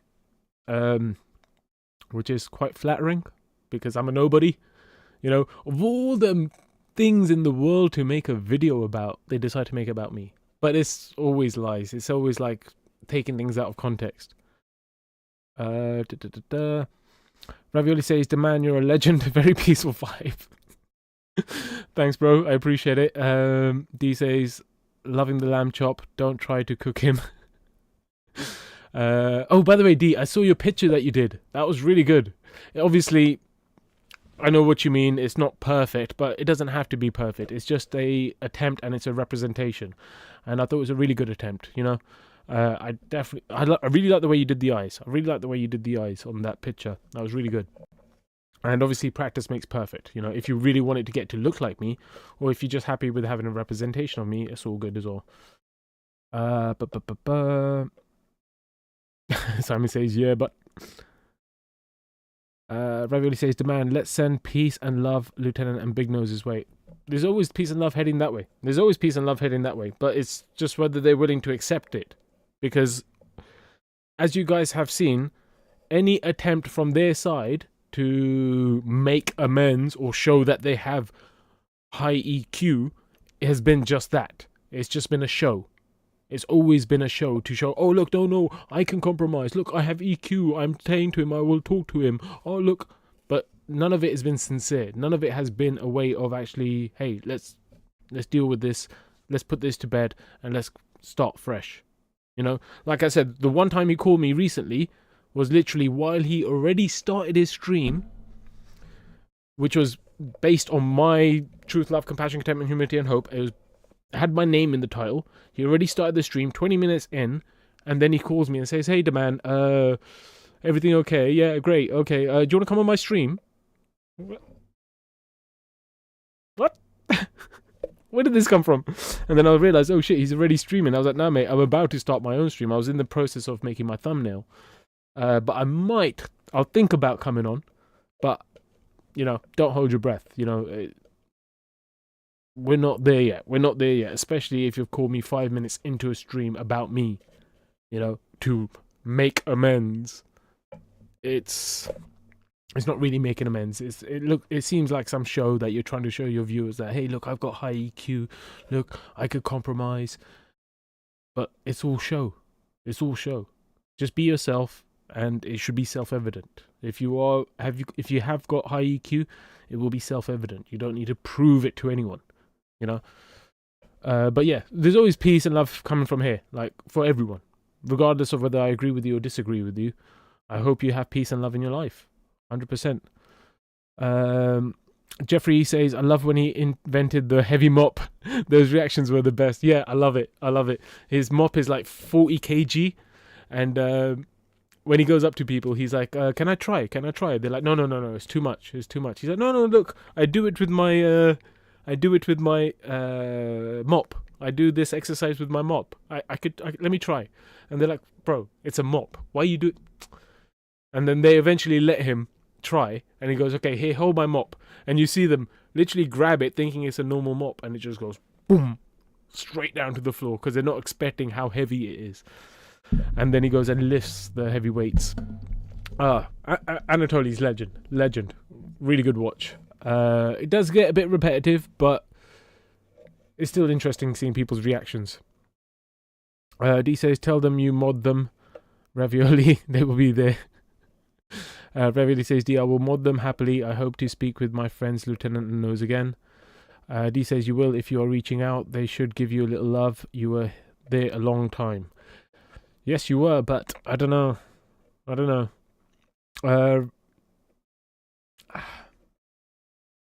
Yeah, I hope I'm wrong, but I think they won't come.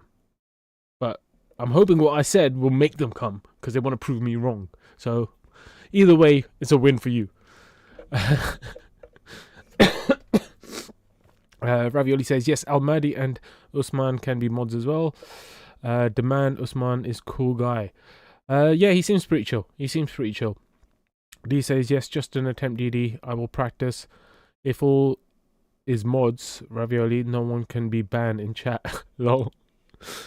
And D says, yes, like that, short, stronger than you think. Yes, exactly. Never judge by the outside appearance. Perfect example of that. Never judge by the outward appearance. Dwayne says, DD, it's not even worth being on good terms with Big Nose and Lieutenant. They are a lost cause. You might as well expend effort into bringing back Damien. He's a lot better. You really love Damien. You're always bigging up Damien. I'm not telling people to go away or to come here. It's up to them where they go. But I do say I will speak my mind. I will say what I need to say. If I find that people are being manipulative, if I find people are being what was the case with Damien? It was the bigging himself up situation. I will call it out. It is what it is. I expect everyone else to call me out on my shit as well. I'm not just saying, hey, I can call people out and no one can call me out. No, I tell you guys, call me the fuck out. If you think I'm being hypocritical, if you think I'm wrong, tell me. And don't just say, oh, you're wrong, but just tell me, I think you're wrong because of this, this, and this, and I'll think about what you said. I might not agree. I might agree. It depends on how good the argument is that you make. But yeah, I don't ban anyone. I don't tell anyone to never come here. Anyone's welcome here. Everyone's welcome here. But I don't think he wants to be here. Well, he does pop in every once in a while. He drops his few messages and then disappears in regards to Damien. So I don't think he feels like he's being banned from here or anything. But yeah, like I said, I don't want it to be a thing of where we're just kissing our own asses. I don't want this stream to be about kissing our own asses. It's about growing and sharing and experiencing life together. Because that's what life is. A team game. Ravioli says, Damien does come here and talk, doesn't he, Dwayne? Yes, he does. Exactly. Dwayne says, that's the thing about Damien, Didi. He's very frank. Well, I don't think he was very frank. I was frank with him. But yeah. Dwayne says, oh, well, I guess he's like Marmite to some. You either love it or hate it. I love the guy. I think he's a cool guy. But I just, sometimes where the stories are getting very long-winded when we've already heard the stories before, or situations where other people have come onto the chat. So like, Here I Am Lord Send Me. Adam came from Here I Am Lord Send Me, came onto stream. He wanted to talk about whatever the topic chat stream was about.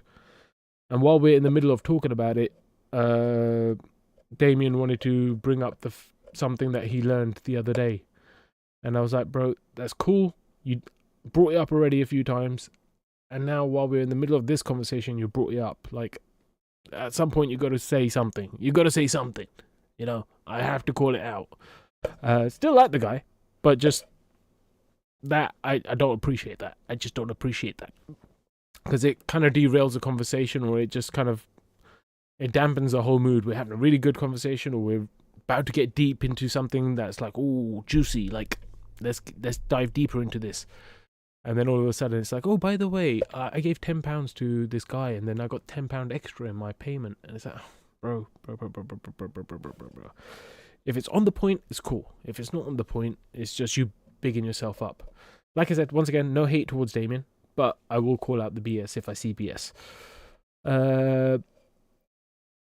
Dwayne says, I just respect Damien as he's on camera on Speaker's Corner and don't hide his face, unlike the big nose.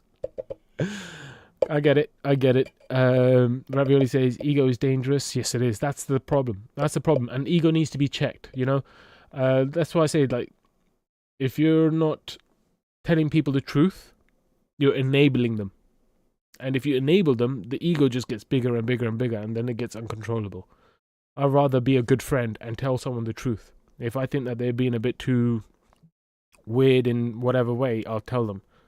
Hence why me arguing with everyone apparently is because I just have to tell the truth. Dwayne says, Lieutenant and Big Nose. Ravioli says, I spoke to Damien back in October on Big Nose's channel. One of the first people I spoke to. Dwayne says, yeah, Damien's got that Irish sense of humour. You will understand if you're Irish. I am Irish. I was adopted by an Irish family who I need to go see very soon. So, yeah, I get the Irish humour. But that's not Irish humour.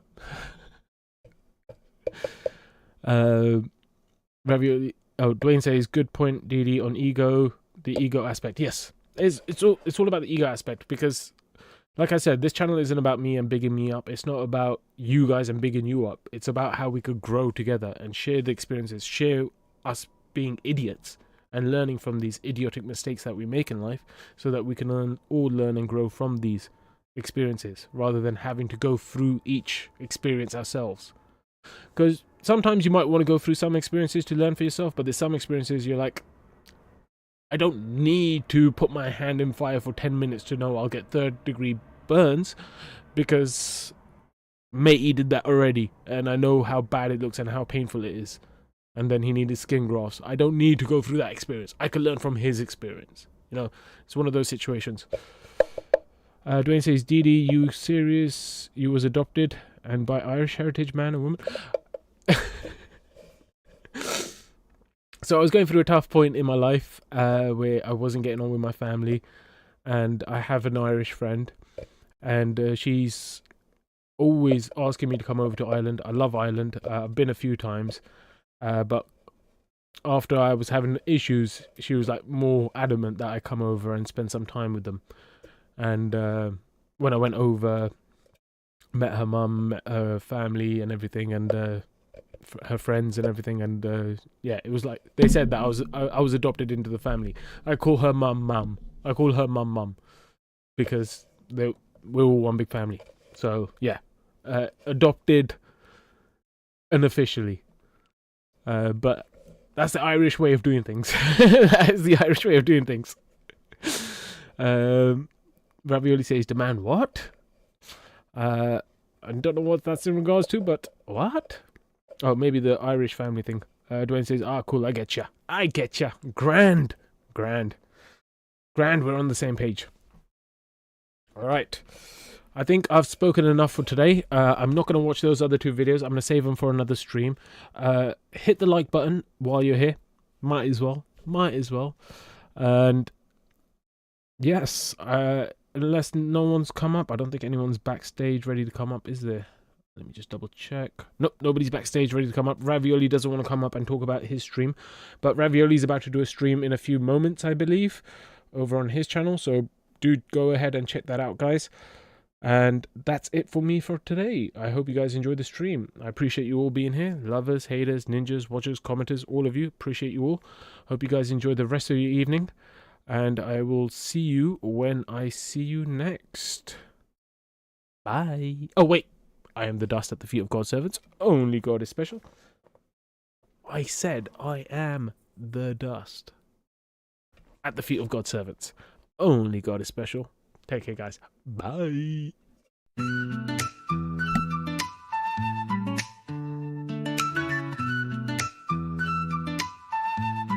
Yeah, I've been through the shadows, walked in the night, seen the world get heavy, try to crush my light. The hope keeps burning deep in my soul, the flame that won't fade, yeah, it keeps me whole. When life gets rough and the clouds roll in, hope is the anchor that pulls me again. In the darkest of times, when all seems lost, hope breaks through no matter the cost. Hope never dies, it shines through the pain, through every storm, every drop of rain. When the world goes dim and I'm down to my knees, hope lifts me up, sets my spirit free. They say light can't shine without a little dark. Hope's that spark, yeah, it ignites the heart. When the path ain't clear and the road feels long, hope gives me strength, makes me strong. I've seen despair try to steal my fight, but hope keeps pushing like day through night. It's a voice in my head saying keep going strong, tells me I'm right where I belong. Hope never dies, it shines through the pain, through every storm, every drop of rain. When the world goes dim and I'm down to my knees, hope lifts me up, sets my spirit free. Hope's like the sun after endless rain. It's a light that heals, it's a balm for pain. It don't fade, don't break, don't bend. It's the beat of my heart, my forever friend. So when I'm lost, I look to the sky. Hope's in the stars, it's the reason why. Why stand, why rise, why I keep on fighting. Hope's my armor when the world starts biting. It whispers, hold on, don't give up yet. Through every tear, through every regret, hope's the fire that never goes out. Through every struggle, every doubt, hope never dies, it shines through the pain, through every storm, every drop of rain. When the world goes dim and I'm down to my knees, hope lifts me up, sets my spirit free. Hope's like the sun after endless rain. It's a light that heals, it's a balm for pain. It don't fade, don't break, don't bend. It's the beat of my heart, my forever friend. So when I'm lost, I look to the sky. Hope's in the stars, it's the reason why. Why I stand, why I rise, why I keep on fighting. Hope's my armor when the world starts biting. It whispers, hold on, don't give up yet. Through every tear, through every regret, hope's the fire that never goes out. Through every struggle, every doubt, through every struggle, every doubt, hope never dies. Whoops, I'm still here. Whoops, I'm still here. I started cutting the bird box. I started work on the bird box again. Anyways, the stream's over. Why are you still doing it? What are you still doing? Oh, you were enjoying the song. Okay, I hope you guys enjoyed the song. But I hope you guys have a nice